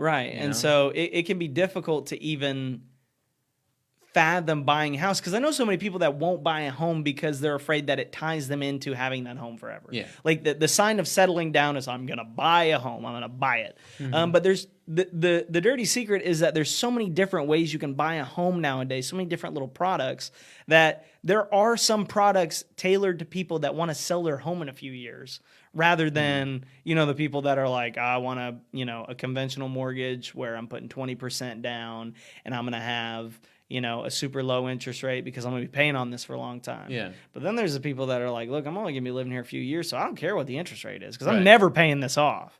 Right. And banks know that, and they want to sell money, so they got products for it. But I don't know, man. I haven't decided. That's why I haven't settled down and bought a spot with a nice spot that I want to stay at. Because this is a nice area and I don't have any trouble here and I like it. It's calm, it's quiet, nobody bothers me. Dead end little cul-de-sac. Right. Perfect for me. But at the same time, renting, I personally don't have any problem with renting, especially because I know, if fucking the dead tree just falls through the middle of the house, I don't fucking care. It's not your house, yeah. Yeah, you know what I mean? But also when you want to make it look nicer in there, it's not your house. Well, most landlords don't give a fuck. Yeah, as long as you're not making it worse, they don't care. As long as you're not breaking shit, they don't care what you do. Yeah, because I've had landlords that came into my apartment like, wow, it's actually really nice in here. I'm like, well, I just vacuumed and cleaned the walls. Yeah. Hell, when I was living with Zach, his landlord, if we did anything around there, give them the receipt and they take it off rent. We recaulked the tub and it was fucking $30. They took it off rent. Oh, wow. Yeah. They're like, you want to invest in the property? Cool. Well, sounds like a more of a local person. It was, yeah. That was their only property. And that's why. Yeah. That's why. But it was shit like that. But then at the same time, when you have these issues of not doing anything that, we have an issue with. What's up, D Boone? I was just looking at his name. That's fucking insane. I was literally just looking at your name on our signature board over there. There he is. He appeared. And he heard his ears burning. Wow. Damn. Felt it. That's crazy. No, this simulation gets weird sometimes. That's a story for a different day. But we even had another issue where Brooklyn thought she smelled smoke. I was at work. Mm-hmm. She thought she seen smoke in the hallway, thought she smelled smoke. And so she called the fire department. Oh, geez. I get home, fire department's fucking everywhere. And, fucking they're scanning the walls and in the attic. Trying to figure out what's going on. Firemen fucking all over the place. And so we had the furnace service after that. They didn't find anything. So we had the furnace service. The guy puts one of those snake cams in the furnace, and he's like, well, there's a crack running from your return line or something. Yeah. He's like, if that is through, then carbon monoxide is getting pushed back into your house. Oh, shit. And that can cause death. It can cause it's carbon monoxide. It can cause a lot of bad things. It will kill you. This unit will need to be replaced. It's super old anyway. Mm-hmm. We're like, okay, well, let our landlord know. And he was like, okay. So a week goes by, we don't hear anything. So we call them, and like, oh, the landlord said they wanted a second opinion. So some fucking guy, just some random fucking guy comes out there, doesn't snake it, doesn't do anything, just goes, yeah, I don't know what he's talking about. I was like, he literally took a picture with his little snake tool and showed us. Yeah. So I tried to reach out to the inspector, or not the inspector, but the furnace guy that came out the first time to get that picture, and couldn't get a hold of him ever. We didn't pay for the service, so the company wouldn't give us the thing, the picture or anything. Yeah, I wonder if he's just got a picture of something broken on his phone. He shows people. Maybe. Because it was on his little snake tool though. Oh, okay. Thing. Never mind then. No. Yeah. They have this little digital screen, he's fishing around. You know how some of those folks are who have been in business a long time that like to pull the hood over people that don't know. That guy that came out the first time, he was with a local brand that I recognize. Right. The guy that came out the second time, just one of those guys in a white fucking old Chevy some Express startup, van. some small. Not that saying that makes him incredible, or uncredible. What? Not credible. Incredible is a good thing. It did not make him incredible. Isn't that weird though? Incredible. You're incredible. A non-credible source. If you're incredible, that's great. You're an incredible person. But if you say incredible, yeah, I think it's. How does that work? I don't think it works. I think we're using it wrong. I think. Is there carbon monoxide in this house? Are there paint fumes? Oh my gosh! No, yeah, I get what you mean. That is one of the toughest things dealing with like having that third party. But at the same time, if something does go wrong, you don't have to deal with it, which is like the main appeal, is that you don't have to have the stuff. You don't have to have a whole ass fridge, a whole ass freaking washer and dryer. I mean, you do in most places. I mean, I have to own mine, but some places don't even let you do that. So I get it. There's a lot of convenience with it, especially with the mentality of not planning to stay here forever. Yeah. But once you get to that settle down mindset, it kind of changes to maybe I should, buy a house. Because what comes with it is, if you're lucky though, I've noticed you could just like buy houses and like a lot of shit just comes with it. They'll just leave the fridge, they'll leave the washer and dryer, and sometimes I understand why. They're probably buying a new one. Yeah, they're buying a new one because that one's probably ran its course. But dude, you know me, like I love working on shit, especially shit that's like I'm passionate about. So like this, I can't wait to start on building a deck. Like I'm having so much fun. Yeah, I'm excited. I'm excited to see what you turn it into. And dude, I am. Like, this is how I know that I'm becoming an adult, is because I have never been more excited than I am right now shopping for a lawnmower. Like I'm doing reviews online and I'm watching YouTube videos on the cut quality of these things. And so so now that you've got this spot, have you taken good before pictures? Like before, okay. Yeah. We've got before pictures, and it's already a world of difference. Right, I'll show you after the show, and I'll show you the back porch that Brooke wants me to build, dude. It's sick. I'm sure it wouldn't be too hard as long as you have like the space for it and the ground is okay. It wouldn't be too bad. I know a lot of people that have like literally watched YouTube videos and built whole decks, and I'm like, that's her dad is so fucking hype. Like he's already bought. Oh, he's gonna show up with a compound miter saw. Because he's like, to help you out. He's so ready to help me build this. He's the kind of guy who will help you build your deck. And my dad is the exact same way. And he's coming over this weekend to help me put quarter round down. So like, awesome. Yeah, so we've got so much support around us, which is fucking nice. Phenomenal. Yeah, that's nice. So yeah, we're looking forward to it. We're on, like I said last time, I think we're on a little over an acre of land. So. Yeah, it'll be nice, man. Yeah, I'm going to put a shop out there for sure. Yeah, I know one day it'll be there. It might take a little bit because it's not... It's not going to take a little bit. Oh. Here's the thing. Are you going to build it? Are you going to build it? Yeah. All right. Yeah, Brooklyn's already put her foot down that the garage is for parking her car in. Fair enough. Because, we having a nice car. Our landlord has fucked me once again now. I get it. So I'm going to have to find a spot to put my side-by-side, my new mower I'm looking at getting. And all the way you said that, all my tools and shit. Wait a second. Why don't you get something you can pull with the side by side that just bush hogs your land? Because I don't want to use my side by side. It'd be fun though. You can do it fast. Well, okay. Well, here's where you're mistaken though, because like it's not just gonna be like, well, they do have motorized bush hogs. Yeah, I was gonna say typically a bush hog works on an output shaft of like a lawn tractor or something. My X3 doesn't have an output shaft. But they do have like pull behind bush hogs that just have a motor sitting on top. Yeah, that's what I meant. Like a whole unit. But I feel like a zero turn would be far more efficient. And probably and it wouldn't fun. run on fucking 93 octane. So. Oh, okay, that's random. Yeah. Fair enough. I just thought it'd be funny to see you bush hogging with your fucking side by side. It would be fun. I'd put a blow off valve on it for sure, so I could hear it all the time. They're super cool, man. I hope that it turns into the little area that you want, because it's in a nice spot if it's where I think it is, because you've talked to. We'll look at it after the show, but hell, what are you doing tomorrow? Fucking come hang out with me. I'm not doing anything till later. So sweet, yeah, come hang out with me. For real, I'm being serious. Like at the house? Yeah, like go there. All right. Like I'm gonna be there painting, so you can come get high with me. All right, yeah, go get high on paint fumes. I'm down. Like I'll be there by myself, so I hate that. I'd much rather be with somebody. So hell yeah, man. Well, as I might even bring Frances with me. She'll do some painting with you. Sweet. She'll help you out. Sweet. Nobody's allowed to touch paint, but you can hang out with me. You have no idea how particular Brooklyn is. You have no idea. You couldn't even begin to imagine. All right, I'll find a spot to paint. Yeah. And see if she finds it. Yeah, exactly. She's like, who did that? She's like, that is not my stroke, and that's not your stroke. No. She has every square inch noted, by the way. Like, I was going around, and I was, find a spot. Like, how when you're rolling walls, and, like, you little dab on the ceiling or something every now and then. So I was going around with a ladder, and I was fixing those. Yeah.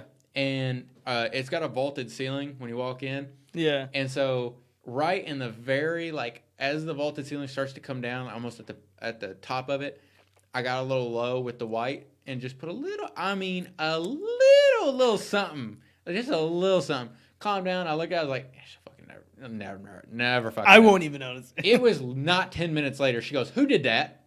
By the way, it's only me and her. Yeah. She knows exactly who did that. The dog? I was like, I have no idea what you're talking about. So, yeah, funny. She knows exactly what the fuck she's doing. Yeah. Well, shit, man. But, dude, it's gonna be super cool.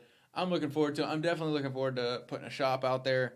You know, I gotta have my space to do my shit. Yeah. Especially working on my X3, I'm doing all the time. Yeah, I get that. I can't blame you, especially with that much space. Like, what else are you gonna do with it besides mow it? Yeah, you know. So and that's like, I was gonna say earlier. You build a berm. You already know. You already know. Can you build a berm? You already know. The back side of our property, there's nothing back there. So doesn't face a highway or anything. No. Nice. No, we're nowhere near a highway. So what I was gonna say, when we went out there during all this snow shit, I always suspected that there was gonna be plenty of wildlife around. I was gonna put a feeder in the back of the yard so we could see deer in the morning and shit. Mm-hmm. And when we went out there was deer tracks running through our front yard. Nice. Like our front yard, side yard, all around the backyard. Like, that's fucking cool, man. You can't argue with that. I mean, because, like, for the most part, deer are going to leave you alone. But for you particularly. Yeah. Well, I can't hunt, like, where we are. We're too close to residence. But still, I know you get a little dopamine hit when you see deer. I know you do. I love it, man. Like, at my grandmother's house, she lives in Fordsville. Yeah. And they've got, like, 6 fucking feeders out there. Like, my granddad, he's got like 20 yards of grass, and then it's all 25 acres of woods. Oh, wow. And so nice. He's built this little, like, it's like the size of almost like a walk-in closet. Like, it's not very wide, but it's pretty long. Yeah. And he's just got a couch in there, and he's got all his deer heads around, and then he's got this big ass window. Like, he cut out the back of his house and put this huge window, and he's got feeders everywhere back there. So you can just go sit on the couch and just deer all day long. Squirrels, turkeys, like everything. Just See, that's the kind of wholesome experience that the world needs more of. I love it, man. I just deer watch. Yeah. I just chilling and watching deer just eat food. I mean, every day across the street from Brooklyn's parents' house. Oh, yeah. There's like tons of deer out there in the field every day. Everywhere, man. And then, like, they have like that. Like, and then their house backs up to, like, there's endless field. Yeah, endless field. So, like, depending on the season, like, there's deer eating in the field and all that good shit too. So, I mean, it's nice. It is a really nice spot for you. I'm glad that you found it relatively quickly in your home search. Yeah, rather than like losing out on that sort of like opportunity over and over again, where I kept being not assertive enough on how much I wanted the home that I was like, I want the deal. Yeah. And so instead of, budging a little bit to just, budge, because it was totally possible for me to budge in any particular direction. I was so set on getting the offer that I put forward that like people would just walk away from it. They're like, well, we'll wait for the person that's going to offer full asking price or offer 50% down and then walk away. So, because it can be a pain in the ass. Oh, for sure. But it also helps when like we knew exactly what we wanted. So like when we found it, we're like, this is it. This checks the boxes. The paint's not fucking perfect. They half-assed a lot of shit. Yeah. Luckily, we've got the tools and the know-how to get all that shit. Yeah. Man, that's a big thing too, is like figuring out what you want on the fly. Like, that's the worst thing ever, because that is exactly how you get upsold on things.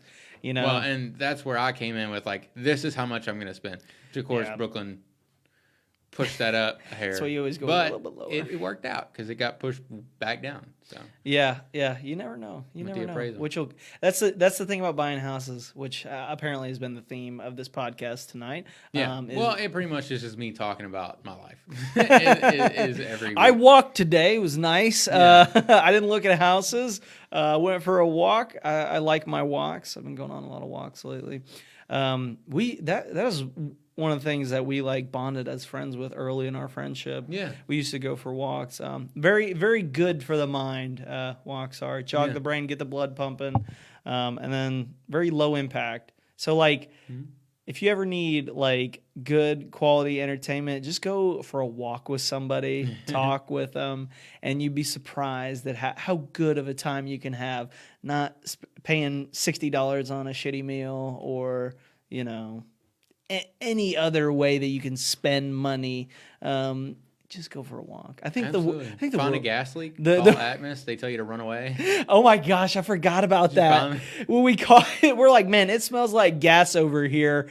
It smells real bad over here. And we heard a spraying noise. Yeah. Yeah. And we called Atmos like, hey, do you guys know about this or whatever? And they're like, we'll send somebody down there. The first thing that lady told me was not to use my phone. I'm like, I'm on the phone with you. Yeah. What do you mean? Turn the phone off, click, oh God, we've done it now. She's like, okay, make sure you don't use your phone. I'm like, we walked by a area over not far from where I work, and it had a very distinct gas smell. Yeah. And it had a thing in the ground that said, if you smell gas, call this number. It was it looked like a fucking spider web of like gas shit. Like it's one of those things where it comes up out of the ground and connects like 80 things together. Yeah. And it just smelled like gas over there, and there was a spraying sound. It was hissing constantly. Hissing constantly like gas escaping from a tube. And we call that number, and they were super chill about it. Like, yeah, we'll just get off your phone and don't light any. Yeah, send somebody over there. And we're like, should we hang out here? And honestly, no, probably not a good idea to hang out around the gas. You'll die. Yeah, let's just keep going on the walk. And nobody ever checked it out. But I've always wondered about that because I've gone past there several more times after that. No smell, no sound. No hissing, yeah. So yeah, that was definitely not a good thing. You would never want to walk into an area like, I smell unmistakably the smell of gas, and I also hear something that sounds like a gas leak. I can hear and smell both. Like, you're in the danger zone. Right. If you can't smell it, you're all right. But if you can definitely hear it, you're fucking close to the danger zone. That was good times. We need to that was wild, dude. Do more walking. So, I hate to keep talking about your house, but at the same time, I don't give a fuck. Fuck y'all. If y'all don't want to hear it, tune out. I don't give a shit. Buy a different house. Me and Chase catching up. Me and Chase don't talk all week, specifically for the podcast, so we can talk on the podcast. So this is a nice little area with a little acre of woods. So have you, like, is there a possibility of you like being able to like go off your land onto like your neighbor's land, or is it all like agricultural? Like, no, so there's no ag around. Oh, that's so nice. Oh, it's so nice. Because so that was we looked at a property that was in Reed, and that was the problem Brooklyn had, is that it was 2 acres, but it was literally surrounded by cornfields. Yeah. And she was like, I don't want that. I don't want that at all. I was like, okay, I don't know how we're going to find acreage that's not surrounded by some type of field around here. You know what I mean? Like, it's all ag around here. So we found this one, and like I was telling you, you'll see tomorrow, but we've got some like normal neighbors to the left, and then to the right is just estates. Like, 30-acre chunks of like with the pull-in fucking fountain driveways and shit. Yeah. And behind our house is just like acres of somebody's land that's not being used for anything. Yeah. So nice. Yeah, it's super nice. Okay, that's what I was wondering about the whole feeders thing. I was like, that would work nicely, but it's just annoying when it's all just like agricultural land and then ditched so that it doesn't the property doesn't flood too much. And then especially over there in that area, because you're like, I'm sure the flood insurance is not going to be fun over there, but I'm sure we're not in a flood zone. We're not near a flood zone. Yeah. Oh, nice. So, when you're going towards Rio, like when you first cross the bridge, I told you it's like just a couple minutes over the bridge. So everyone when I say that, everyone's like, "Oh, it floods crazy over there." I'm like, yeah, by the bridge, yeah, it does. Like, it floods really far inland too over there. But so when you're going towards Rio, you've got the racetrack. Yeah. That area still floods. And then you go up the hill, and you've got like the junkyard and the Black Cat fireworks. And then you go up another hill, and then you've got like the there's like some construction building on the right, and then you got the drive-ins and stuff. It's over in there.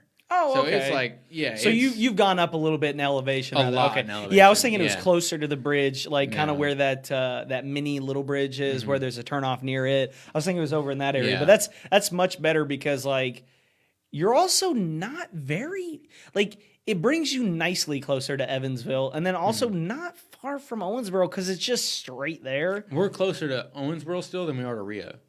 Oh, nice. Okay, so that's not bad. That's not bad at all. Yeah, it's the best of both worlds. And literally the first question I asked when we went to see the house was, "Is this in a flood zone?" Yeah, because that, especially over there, I would expect it to be high just because how much it floods. And then, like I said, when you go down, like you turn off the highway and you go down our road towards our house, it's literally a roller coaster of going uphill still. Okay, so it's like it's super high. So like, it's all you wouldn't have to deal with any runoff or anything. No. That's cool. Yeah, I've noticed that where that light is over the intersection there that tells you to slow down a little bit. Yeah, the blinking ones. Lights. You slowly start to kind of go up a little bit in the hilly area because I used to know somebody that lived at the rental property over there, and they said everything around them would flood, but they wouldn't flood because they're up on a hill. And they could drive down the road and see like all those cars that sit in the junkyard that just get flooded out every few weeks. It's probably a nice calm area over there. But have you fully come to terms with becoming a Hoosier? I have. It's a weird. At first, I was struggling with it a lot, but they won me over with the whole side by sides on the road thing.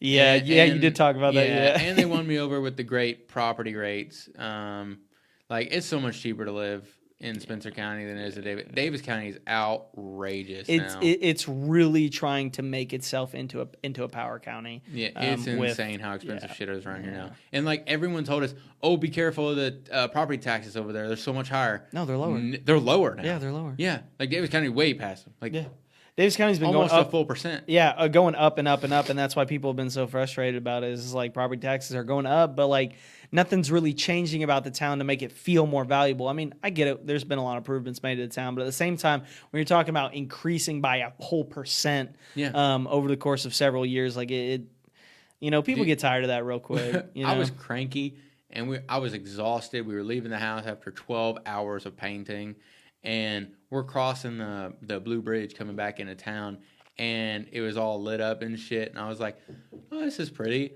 And then I just started going on a 15-minute rant. I was like, you know what's gonna happen? She's like, what? I was like, one of those lights, it's gonna go out. One of those lights is gonna get knocked out by a storm. One of those lights is gonna get hit by something. It's gonna start dangling. Are they gonna fix it? Nope, they're not. And eventually, there's gonna be giant black spots all across this fucking bridge, and they're not gonna do anything about it. Why? Because they never do. Because, don't worry, they're too busy putting lights on the fucking Blue Bridge and $1 million trees downtown. Meanwhile, we've got potholes in the center of town the size of fucking Ohio County, not doing shit about that either. You can put the front end of your Prius in it. Yeah, dude, like, oh, man, I was just going on and on. I get it. There's been a lot of controversial decisions with the way that taxpayer money has been spent in this town. And so worried about the bridge looking fucking pretty for a year. Like, literally. And I was like, oh, and by the way, if they do decide to fix it, guess what? Now that light's discontinued. So what are we going to do now? And Brooklyn was like rubbing my head. She's like, you don't have to worry about this stuff. It's not your problem. You don't work for the road crews. Yeah, she was like, it won't be your problem. Like, it might be. Like, this is what if I can't see? Yeah. It was pissing me off. Just the more I thought about it, the more enraged I was getting. Man, well, I'm hoping the shop idea turns out well. I'm trying to decide what size I want now. Yeah, because you need enough room to put the side by side in there and work on it, right? Because you could also do that. You got a garage there, right? Yeah. Is it attached or detached? It's attached. Oh, nice. It's attached 2-car, but like I said, attached 2-car. Damn, balling out. Okay. She's already put her foot down on parking in there. Yeah, but you could still move the side by side in there and then work on it and take it out. Well, here's the thing: I've got a lot of tools and a lot of racks, and a lot of things that hold my stuff. She's put her foot down. Yeah. So, here's the thing: like, I was like, I didn't expect her to want to even park in there. Yeah. Like most people have this idea of like a garage where like, oh, I'm gonna park my car in there, and then you do it for like a day, and then you're like, okay, I'm done parking my car in there. Exactly. Like everybody, I did the same thing when we had a garage there. I parked my truck in there like 2 times. I was like, okay, this is you had a 2-car garage too. This is just obnoxious, Yeah. So I was like, okay, it probably won't be a big deal. I'll just put my shit in there. And then she was like, no. Like I've always wanted to park in her, and her big thing is her hair. She's like, she loves her hair, and she's scared Doesn't to have go to go out outside. by herself. You know, she gets up at 4:30 in the morning. It's pitch black outside, so you know, just like she's always worried about the what ifs and her hair and all that shit. So I was like, okay, I get it, but from my perspective, like, I just went through a divorce a couple years ago where I had to get rid of all of my shit. Yeah. And I'm just now getting to the point where, like, I have all of the things again. Like, all the things I need to work on my projects and work on my X3 and stuff. I finally have all that shit again. Like, I'm not getting rid of it. Yeah. Like, I'm not doing that again. Yeah. So, if you want to park in there, that's fine. But that means I'm building a shop because my shit and your shit's not going to fit there at the same time. Well, I mean, really, even if you wanted to, like, do it all yourself, you definitely could, but like the price to get like a small studio, like shop like that built is so cheap around here. Yeah. Because like as long as the ground's good, it's competitive. Yeah, it's competitive. Yeah, there's a lot of companies that will come pour concrete and then put a tin building wherever you want to put it. You know, so that's where you're in luck at least, because like you could figure out how much it's going to cost you part wise, material wise, to get everything together, and then to do all that stuff yourself, but it may just end up being way more convenient and time consuming, or less time consuming to get one built. Myself. Yeah, I know how you are. Yeah, you're gonna give it the old college try. Well, and the thing is, I don't know if have you seen Jeremy's shop, her dad? Yeah, it's big. It's Did he build that? It's like a fucking warehouse. He built it. Oh, I didn't know he built that. Yeah, so like that's like I'm really in good quality, hands too. as far as when it comes to like how do I build a shop. And so especially he'll probably end up helping you, and your dad's gonna end up helping you. So yeah, okay, that's a little different. See, when you've got that sort of like support behind you, that's what I'm saying. Yeah, it's a lot easier to build a shop whenever somebody who's built a shop that's gonna be maybe twice the size of yours is helping you build it. You know, and I've already got like the style picked out that I want. Instead of like my shop currently at this house we rent is like 15 foot wide by 25 foot long. You can barely do shit in that. And yeah, it's plenty long. You can put stuff in it, but I can't even open the doors on my X3 and work on it, you know? Exactly. So the kind of shop I want is where instead of the garage door being on the skinny side, it's going to be 2 garage doors on the long side.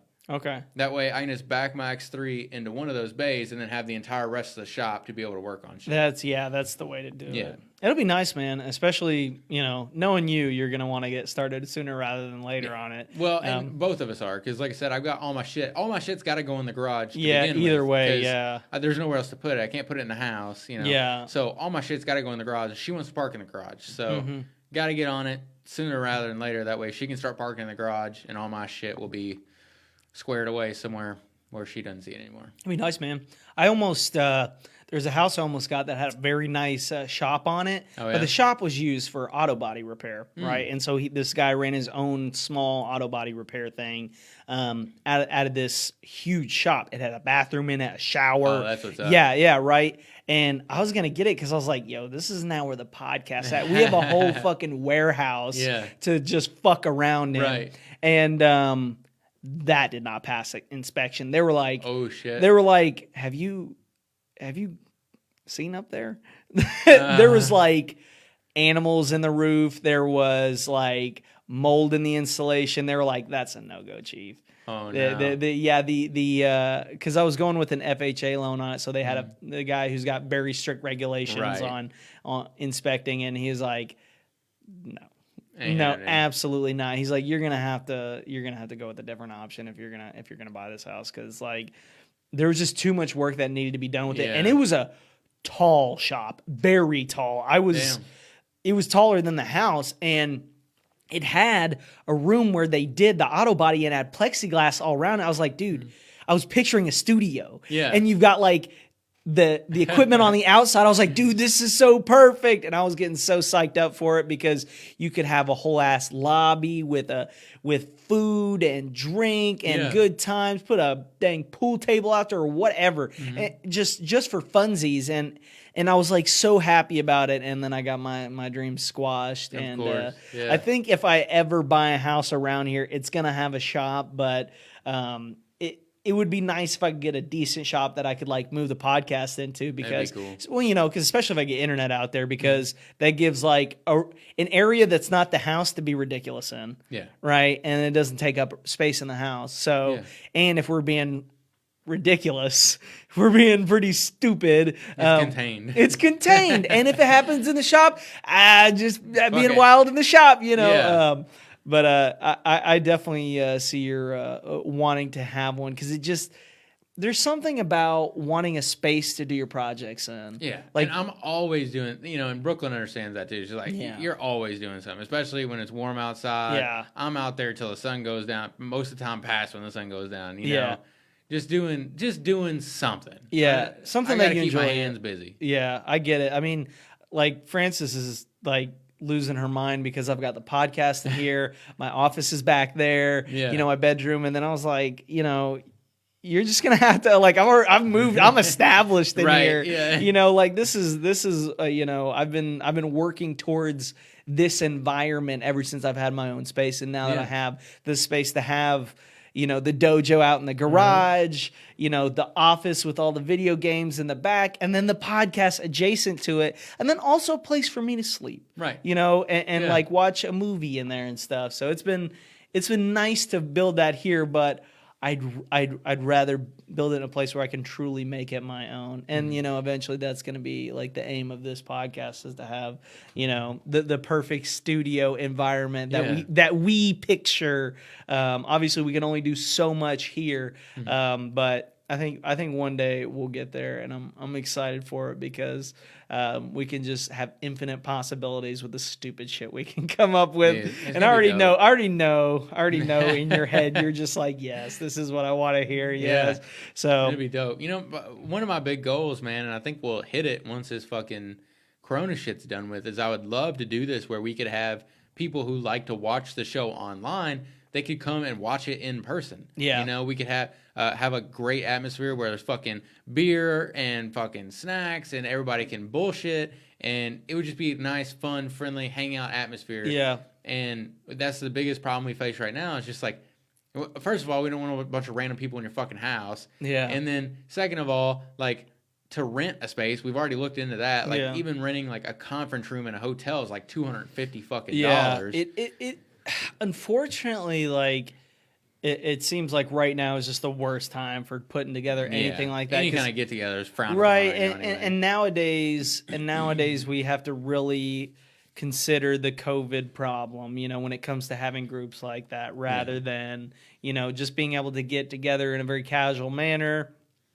Have a good time, rather than it's now become a liability issue where you can't just get all these people together in one spot.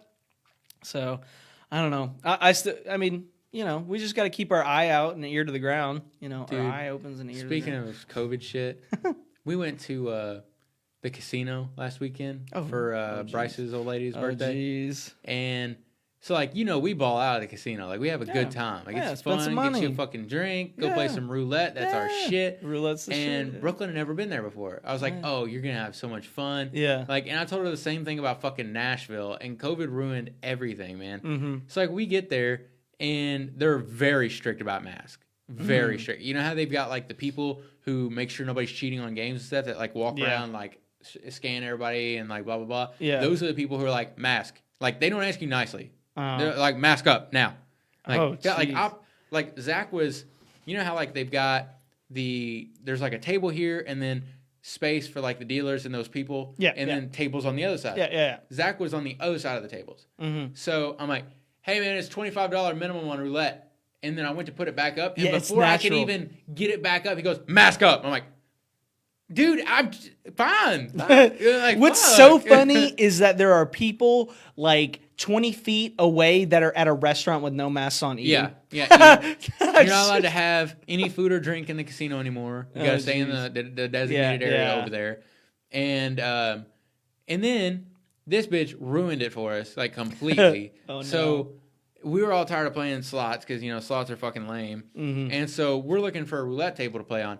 Well, they ruined kind of the hype fucking atmosphere of roulette where everybody's fucking crowded around, oh, bro, you betting on that? You fucking bet on that? Yeah. So there's only 4 people allowed at a time at a table. $25 fucking minimum, by the way.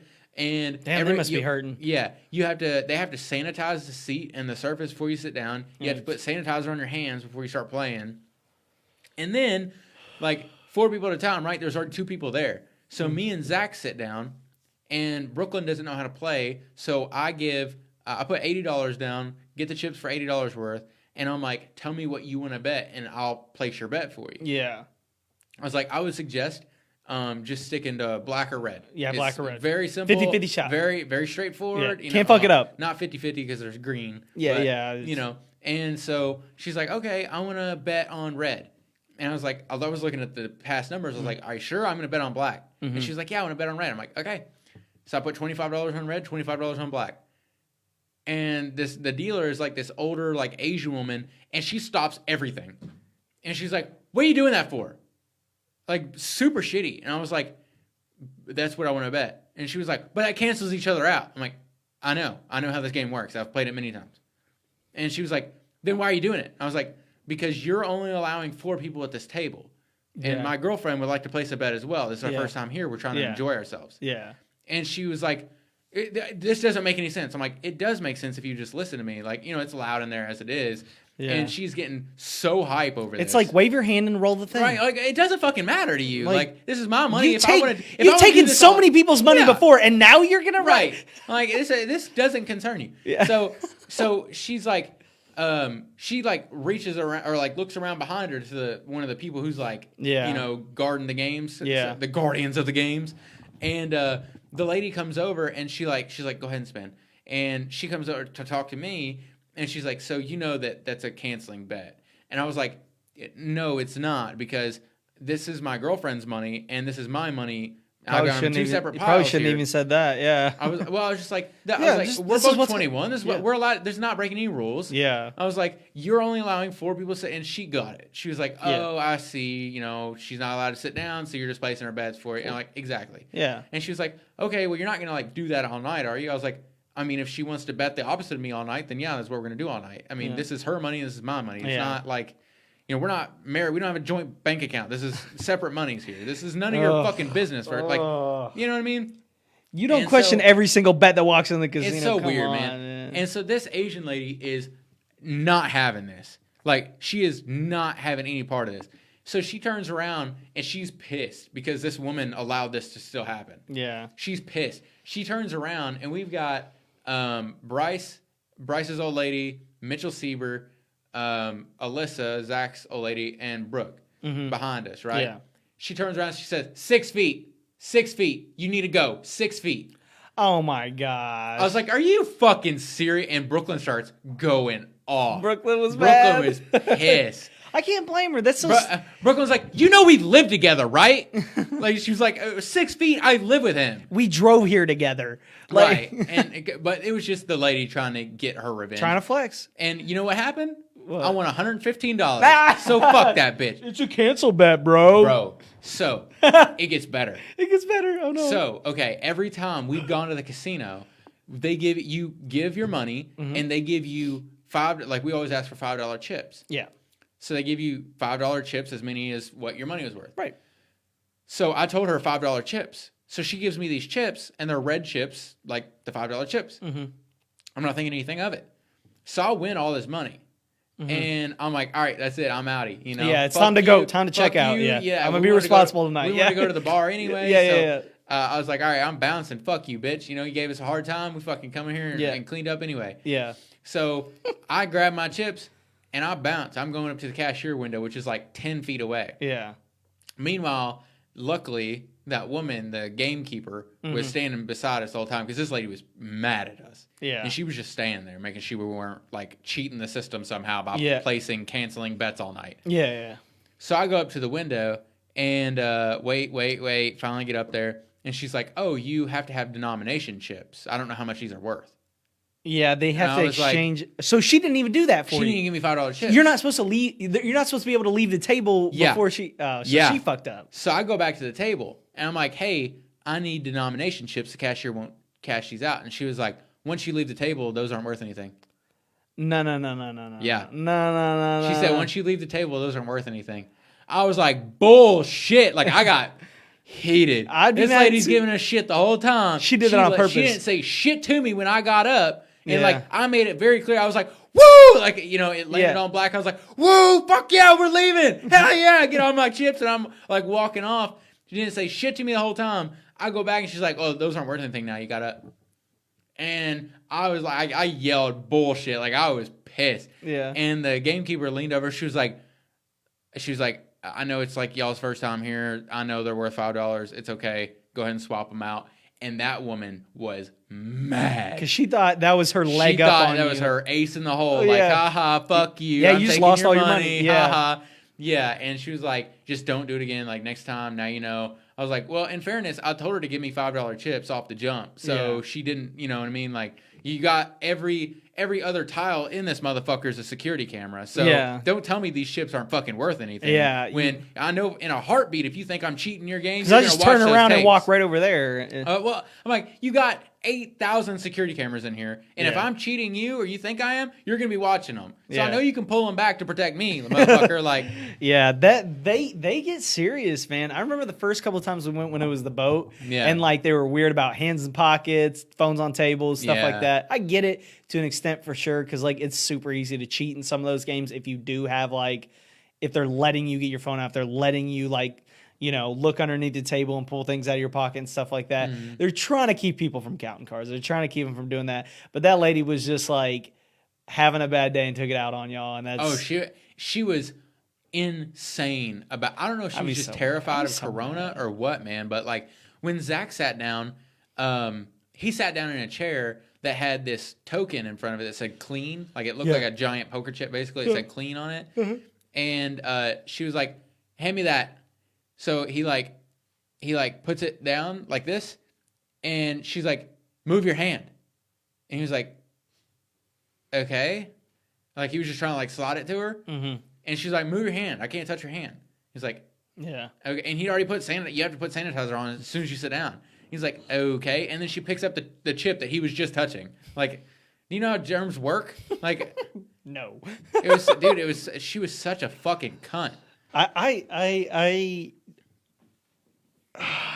the only thing I hate about casinos sometimes is like some of those folks are not getting paid very much to deal those chips. So I get why they're frustrated, but it's not cool. Never had an experience like that. Yeah, I never have either. They've always been pretty cool, and like when they super nice. And when they inform you of the rules, they're stern but they're fair about it. Yeah. They're not like, hey, they're like, hey, you're not allowed to do that. Yeah, don't do that again. Yeah, don't do that again. And you're like, okay, I understand. Sorry, didn't know that was a problem. Strike one. Yeah. They'll tell the whole table, strike one. Yeah. Or strike two. You're like, oh. Yeah. Like somebody's about to get booted from the table if you do that shit again, you know? Yeah. I get that because like they're also working for tips. Yeah. Like you tip them, like when you get up from the table, or hell, if it spins your way and you fucking win $100, you tip them $10. Yeah, you're like, dang, thank you, thank you, you're my good luck charm, And they like tap it on the table and put it up in like plain sight where everybody can see it. Yeah, I get it. It's just silly. It's silly nowadays, especially now that they have such high definition cameras to watch every movement. But now it's even they can definitely use the COVID to their advantage in some ways, but at the same time, man, I miss the crowded tables there. So it was just fun. Roulette's not the same without the hype. Yeah, because like even if you're not playing, like you can like look over and see somebody playing, and if they're doing well, like that. You remember that one guy that was there that like lost like $600 in like 3 turns.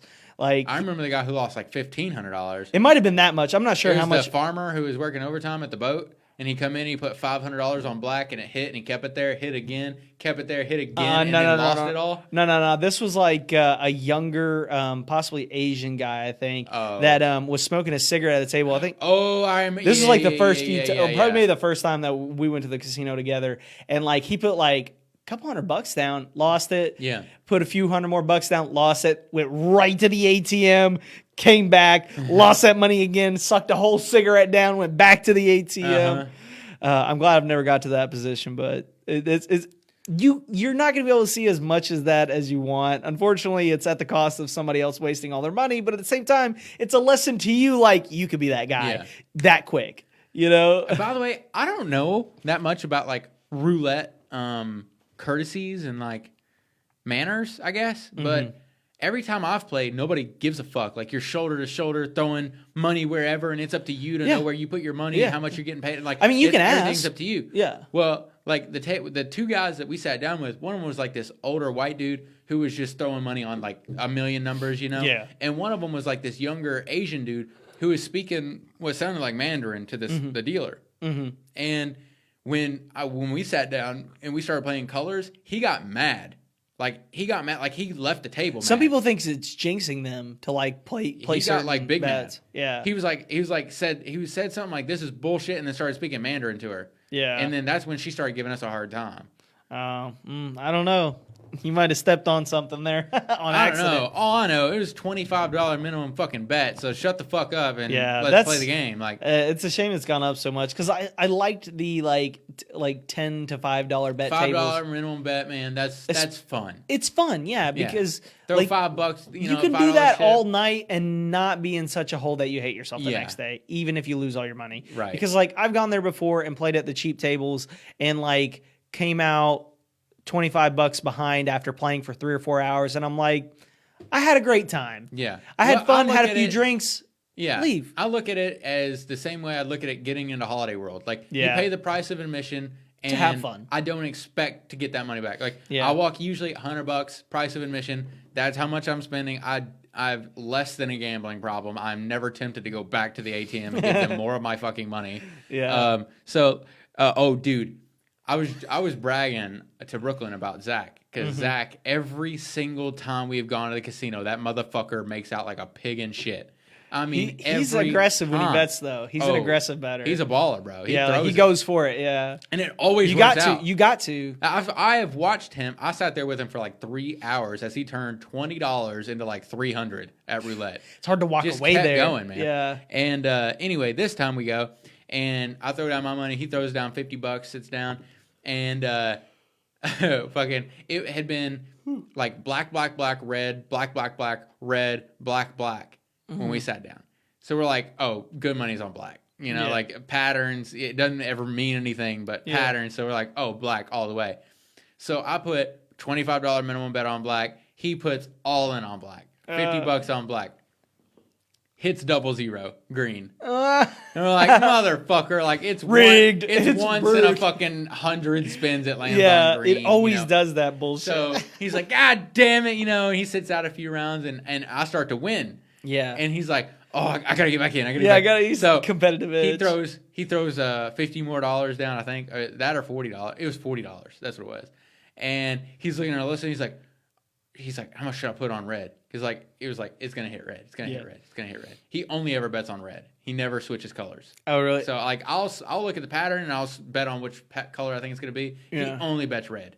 Yeah. So I was like, it had gone black, red, black, and I was like, it's going back and forth. I'm gonna sit out a round and see what it does. Yeah. And he was like, oh, what should I do? What should I do?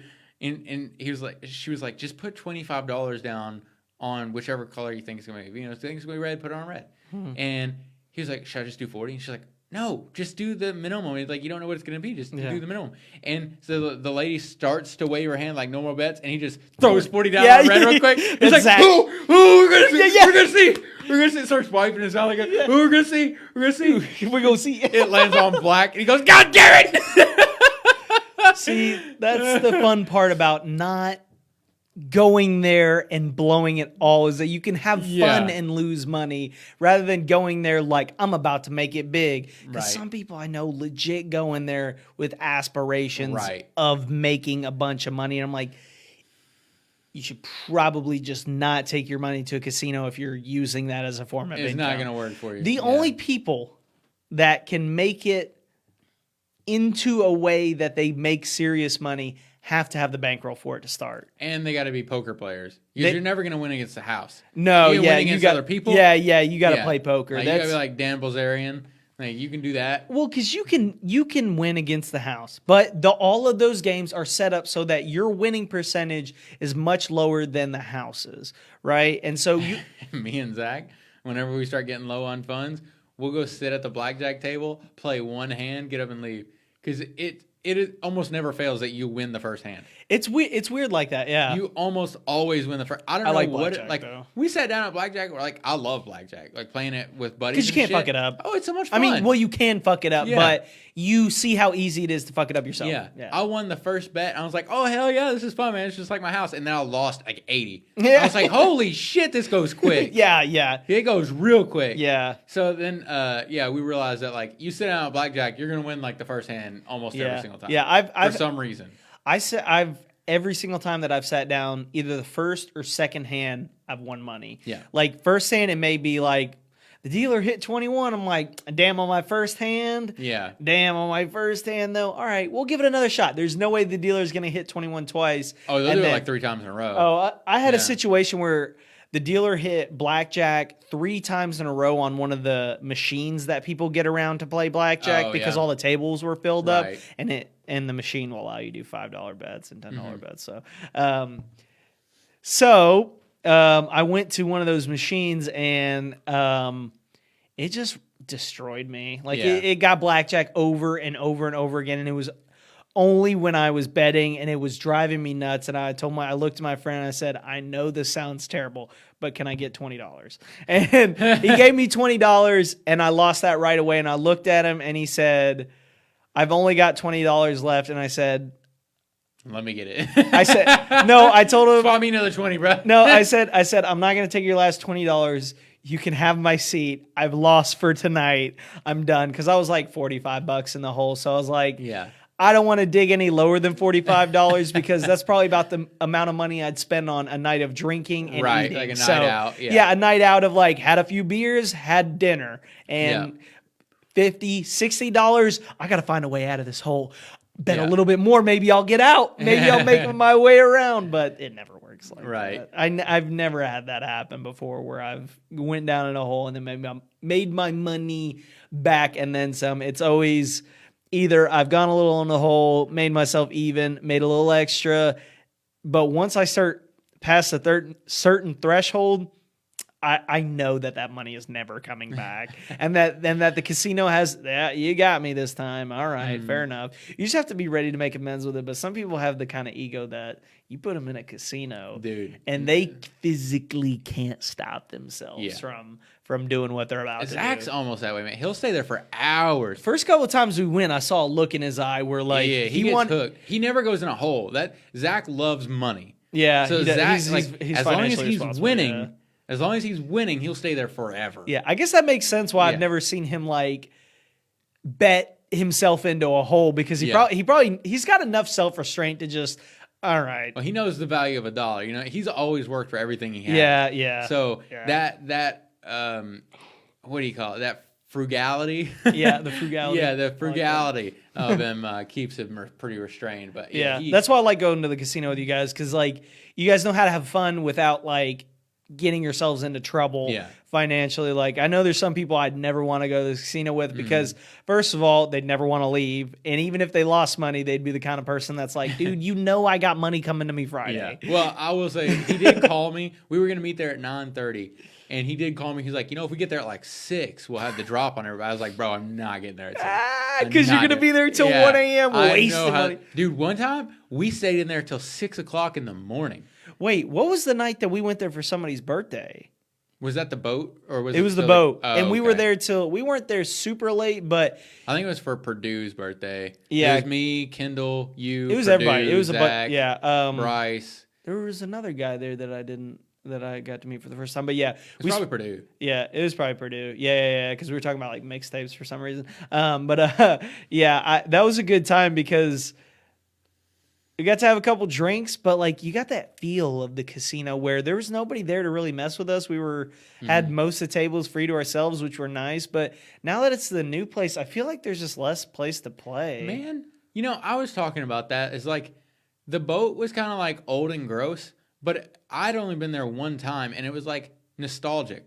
Like, it was nice because it was 3 levels, so you felt like it was huge. Yeah. And you could go up on the upper deck, get some fresh air, you know, smoke a cigarette with your buddies, fucking hang out, take a drink. Like, it was nice. And now it seems like it's very small. It's all on one level. Yeah. Like, and it's 99% slot machines. Yeah. Like, it doesn't have the same feel. It's gross now. It's like a I don't know, like an airport casino is what it feels like. Yeah, it feels like when you land in Vegas, that's what the airport looks like. Yeah, that's funny. But I could bet, man, because they have that like small little like auditorium area where people play music sometimes. Mm-hmm. But you know, I would like I do feel like it is smaller and there's less tables. I feel like maybe there's definitely less. I feel like there's definitely less tables. I know that they have like that nice little high roller spot. I was about to say they have high roller rooms now. I've never been ballsy enough to go in there to waste money, but me and Zach tried to get in there. They wouldn't let us. We tried to go play you have poker. To have like a membership or something? I don't know. I think you have to have some kind of card. Yeah, that would make sense. So we try to go in there, because it's one of the only places you can play poker. Like, you can't play poker on a normal table. I think you might be able to now, but when they first opened, they didn't have like a normal. Yeah, poker they want the poker to be very controlled and under a very very set environment, so that in case somebody does say, "Hey, so and so's cheating, doing this, blah blah blah," they're like, "Look, we got the cameras watching them from every angle. Right. We know what cards you really had." Mm-hmm. So, like, you know, I get that, but at the same time, I'm not that interested in going to a casino and blowing that much money. Now, if I ever come into a large sum of money that I want to blow away with and get rid of it, then I'll definitely take a sizable sum to the casino, just because the casino is fun when you got money. I would love to have like just a night of not giving a fuck how much money I'm spending at the casino. Yeah. You know what I mean? Like, just go in there and just ball out for a fucking that would be fun. Like, if you got the money, you know what I mean, to like fuck it. Cause you know too, like, going in there, if you start winning a lot, like, people will cheer you on. People will be happy that you win. Oh yeah, that and a strip club. There's 2 places I want to ball out. Like, I just want to ball the fuck out. Those 2 places. Brooklyn has left the chat. No, I'm just kidding. But speaking of balling out and rooting on somebody, did I ever tell you about when me and Zach were? That was the night I watched him turn $20 into like $300 at electronic roulette. Oh yeah. And I went there with no money. He was wanting to go to the casino bad. He was fiending for it. And this is when I was married to the ex-cunt. And she was like, no money is being sent at the casino at all, period. So I went there. I was like, well, I'll hang out with you, but I can't, play anything. Yeah. Mom said no.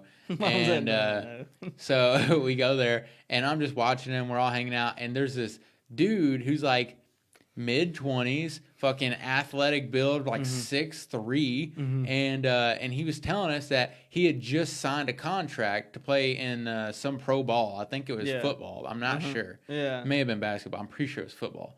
And he was just fucking balling for the night, and he had to go to camp the next day. Yeah, and so he was just throwing money at this thing. I mean, throwing money, and he was getting so fucking hype, and it was hilarious, man. Like, he was getting wild.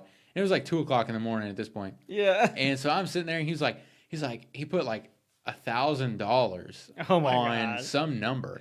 And he was like, yo, if this hits, everybody getting paid at the table. Everybody. And we're like, sweet. I'll be goddamn if that number didn't hit. Did it really? Yes, it fucking hit. And he walked around and gave everybody like anywhere between $20 and $50 at the table. He gave me $20. He gets to Zach. Zach's the last one. He ran out of cash. And Zach's like, what the fuck, man? I'm sitting here. And he's like, oh, sorry, dude. And he had like $3 or something and gave it to Zach. This is all electronic, you know what I mean? Yeah, like, you get a little voucher to go to the window with. So he just had cash on him. Oh my god! So I put that $20 in the machine, fucking lost it in like three turns. I was like, that thing. Whatever. I swear, I hate that electronic one. That thing has stolen all my money. I never win against that thing. It's wild, dude. Yeah, Zach fucking won against it, man. It was crazy to watch. Sometimes you're the player that you're the statistic of the winner. Yeah, and most of the time you're not. But it is nice. It's nice to win in the casino because you didn't really do anything, right? You're like, I guess this. And they're like, your guess was right, but most of the time it's wrong. Exactly. I do miss it. It's been a while since I've been. Brooklyn went in there, like I said, it was her first time. And she was like, well, how do I do anything? And I was like, well, you put cash into the slot machines, and then you just pull this lever or press the button, And nobody really knows what happens on the screen until it tells you whether you win or not. Yep. So there's no rhyme to it. Yeah, there's no rhyme or reason. Every machine's different, and they all have different symbols and different shit and different ways to win. And there's no legend at all with how to win. There's nothing. There's no instructions for these fucking things. So she does it a couple times. She's like, I don't get it. And I was like, nobody does. Yeah. You sit here and you mindlessly press this button until you run out of money. That's what they want you to do. Or until you win enough to stop playing. Right. So she's just sitting here pressing it a couple times. She hits like $16 or something for no random reason at all. Yeah. Like I put $10 in the machine, she hit 16, and then she just went around to a couple different machines and it ate it all up. And she's like, "Well, that was lame." I was like, "Yeah, pretty much. Like I hate slot machines." Yeah, people go in just for the slots because there's no bullshit. Yeah, I press the button. Here's you get a my machine odds. To yourself. Yeah, nobody else is around you. You sit there with your drink, press your a smoke. Button. Yep. And I get it. It's definitely the most efficient way to just purely gamble your money. But like, I swear, like people are so superstitious about slots, man. Yeah. Like even more so, like when it comes to like certain machines, they're like, "That's my machine." Well, and like to a degree, I kind of was too, because like first time I ever gambled at all was on a cruise ship, and I was like 19. But when you're in international waters, or whatever, it doesn't matter. Yeah, right. Yeah. And so we went to the casino, and I walked up to this machine called the Monte Carlo. It was a $1 slot machine. I put like $2 or $3 in it. I pulled it. First pull, I hit $500. Damn. And so I literally wasted the rest of the $500 pulling that machine because I was like, "Oh, it's gonna keep paying me."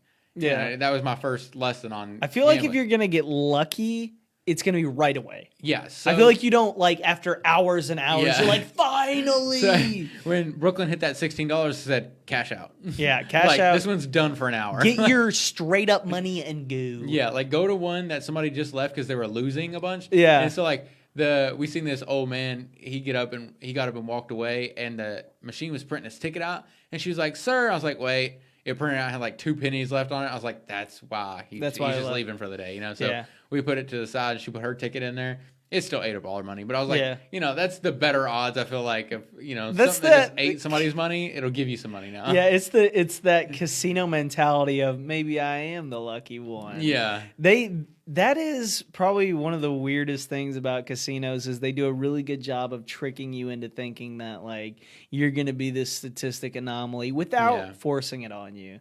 Like it's just here's all your opportunities to win.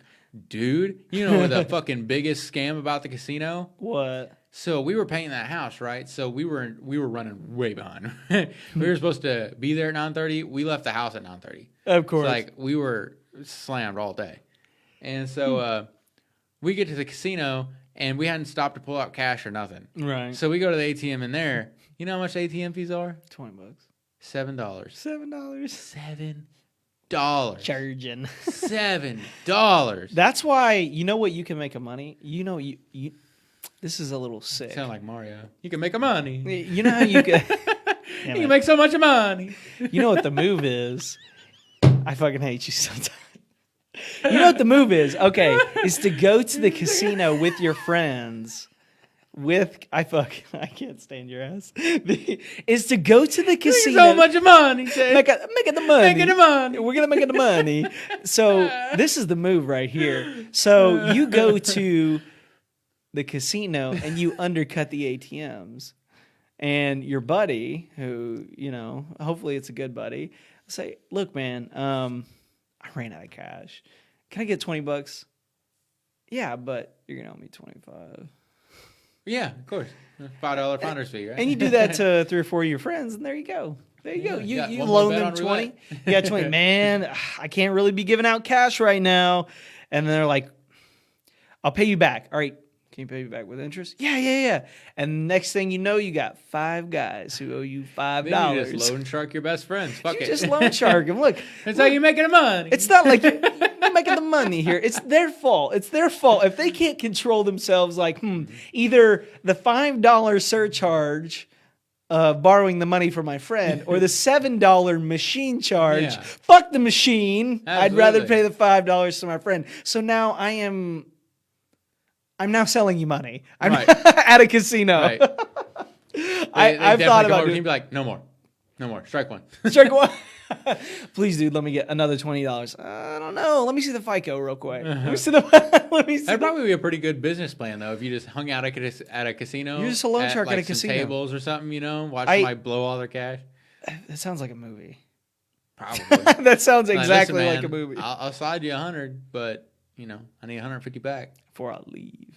Yeah. Before I leave, I need 150 back. That hurts a kneecap. Especially nowadays, where people don't want to lose their seat because they got to wait in line. Yeah, 4 people at a table at a time. Yeah. So now that's kind of scummy, but at the same time, we're at a casino. Yeah, motherfucker. We're at a casino. Scummy. Yeah, like people are smoking cigarettes and gambling away their earnings, and you're like, oh, don't charge people for the money.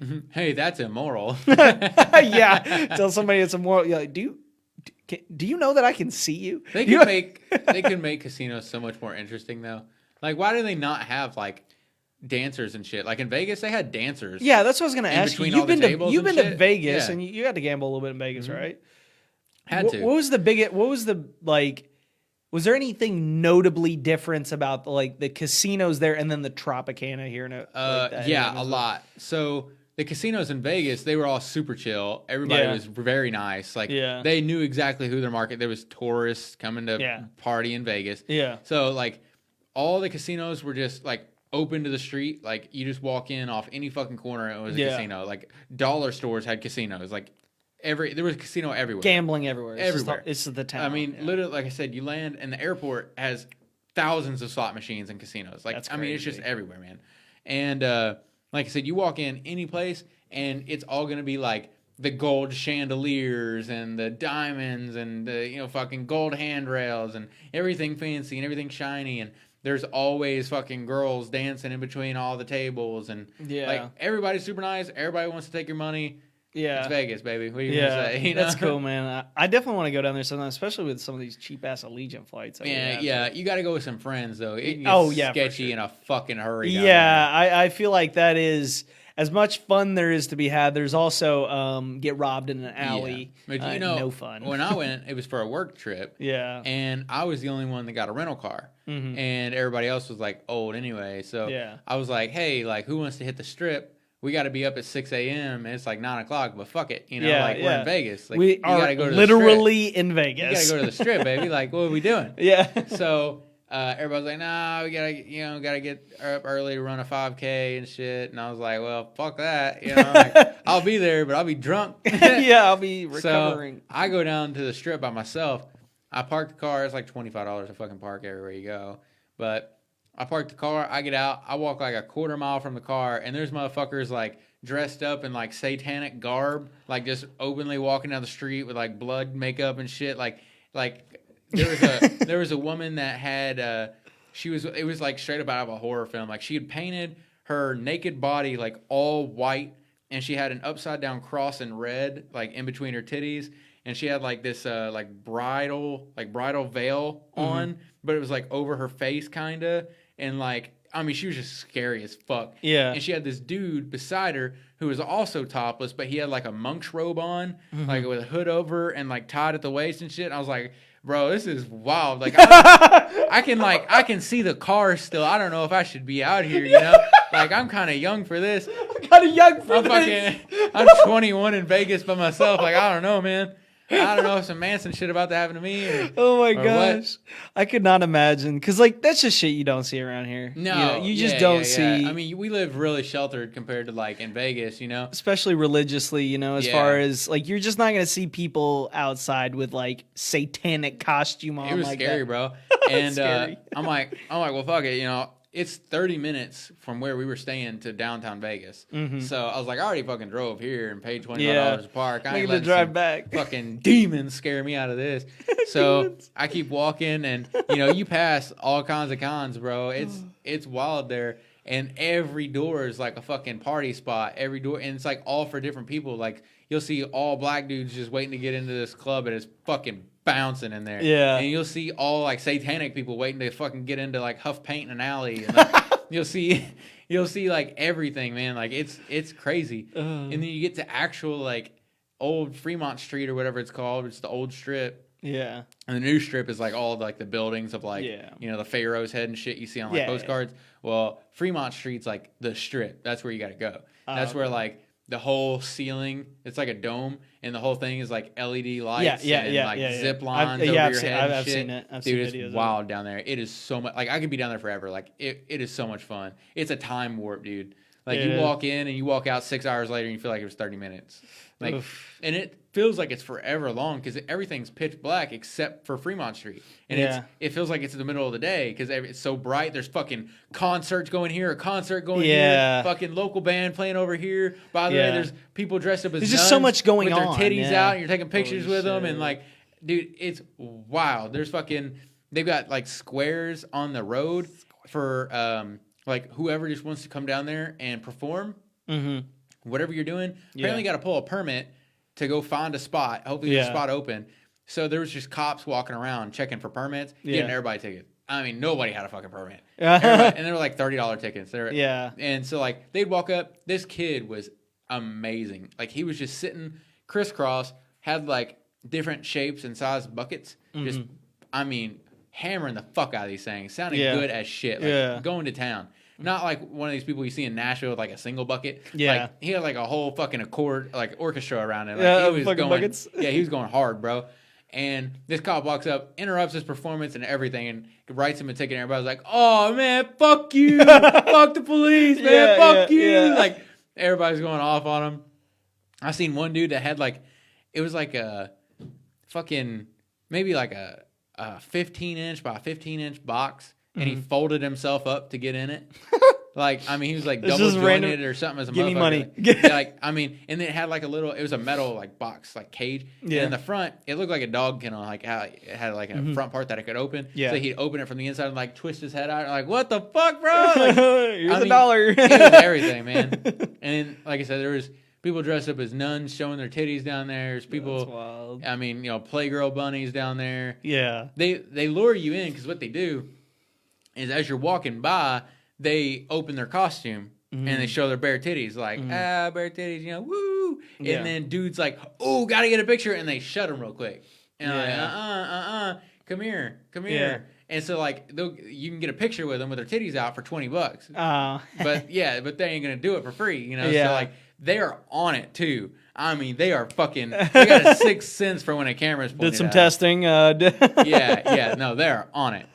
Oh man, that's awesome! I hope that one day I can take a nice trip down there and just like experience it. It's fun, man. First tattoo ever there. Yeah, had to. I forgot about that. Yeah. You definitely did it right in the best way that you could with it being, you know. Gotta go to the Hoover Dam. Yeah, I definitely like to check out the Hoover Dam too. Dude, we did the all-inclusive tour of the Hoover Dam. Our company VP at the time paid for it for everybody that went on that trip. Nice. Yeah, he took us all there. Dude, it was so cool. You got to learn about everything. You go on like a whole tour of like the Hoover Dam, like inside the Hoover Dam. You can see all the turbines. Like you can see everything. It's so cool, man. Yeah. I love that history kind of shit. So yeah, me too. Right I'd definitely be interested to go down there. You know, not necessarily just for the gambling, but just because Las Vegas is such an enigma in our society where like we allow ourselves to suspend so many rules in this area to have a little bit of fun. Yeah. And it's no holds barred in Vegas, man. Like literally when you think of Vegas, you think of gambling and like casinos. It's literally like the last thing to do there. Yeah. Like in my opinion, like there's so much more to do there. Like sightseeing is like one of the biggest ones. You got the Hoover Dam, you got all these famous fucking buildings. Yeah. You know, and like what's it fucking called? The giant fucking pyramid. It's like Caesar's Palace? No. But Caesar's Palace is down there too. Like, you know, MGM Grand. Yeah, like Trump Towers there. Like there's so much shit to see. And then on top of that, you got the Strip. We went to the Strip like 3 nights in a row. It's so much fun. There's bars, like open air bars, just lining the Strip. So you can just go to any one of them and get they give you so much beer for $3. It's ridiculous how much beer they give you. Exact opposite of how it is everywhere else. And then you go, you know, fucking street performers, all of them doing something different, all of them doing some freaky, wild shit. You know, you got dudes out there spinning a fucking like canvas around on like, you know, like those clay pottery wheels? Yeah. Well, they put like a canvas on it, and they just keep it spinning. And they're just with different color spray and they, like, paint, make something and out then of they it. stop it, and it's like a perfectly formed unicorn somehow. That's so cool. Dude, it's all kinds of crazy, talented shit down there. Like, it's so fun. Yeah, I definitely, like I said, I definitely want to take a trip down there just to, like, go to Vegas. See and experience like what it is like to be in that kind of mindset for at least a little bit. I'd definitely wait till after COVID. Yeah, I feel like in about a year or so, things will really start to feel pre-COVID like they used to. I know we've still got another year ahead of us of being still pretty cautious about it. It is what it is. We'll do what we got to do. Kind of like Nashville, man. Like, Nashville's the spot for us around here, especially. Yeah, because Nash Vegas. Yeah, I mean, they ruined it with this COVID shit. Yeah, it really sucks. But like I said, hopefully in the next year or so, like, there will be incentives for travel and stuff like that, because there'll be so many places that are like, please, we've been starving for fucking tourists. We've been starving for it. And there'll be all these different like deals and things that you can do. So I'm that's what I'm banking for. Save up a little bit of money now, because right now about the only fun vacations you can do are the ones that are out in the mountains, away from people, scenic and all that stuff, which I love that shit. Like, I'm much more going to the Ozarks than going to Panama. Right. And that's just me personally. I'm also just not a big water person. Just never really been. It's never really been my thing. And well, like, the thing about the ocean is, like, you've seen it all the first day. Yeah. Like, it's always like generic fucking surf shops that want to sell you inflatables for $100, and it's always, no matter what beach town you go to, it's always the same fucking, come see a live alligator, come do an airboat tour, go parasailing. Like, all that shit's fun, like, the first 2 times you do it, but then it's there. Like, it's always the same. Yeah, and then it turns back into, like, I wish this was Vegas. Yeah. Where we could, like, I wish I was running naked through the streets right now. Like, yeah. I've always felt that way. I've only been to Florida a couple times, but I just never really was, like, drawn to the water. Specifically, like, the ocean's cool and everything to look at, but, like, also, like, all right, there it is. Yeah. And you go swim, and then you got to take a shower because you feel like ass. Like, and you get all that salty shit on you. Like, I will say, like, Key West was pretty boring as far as, like, the shit you could do there, because it's all the typical water shit.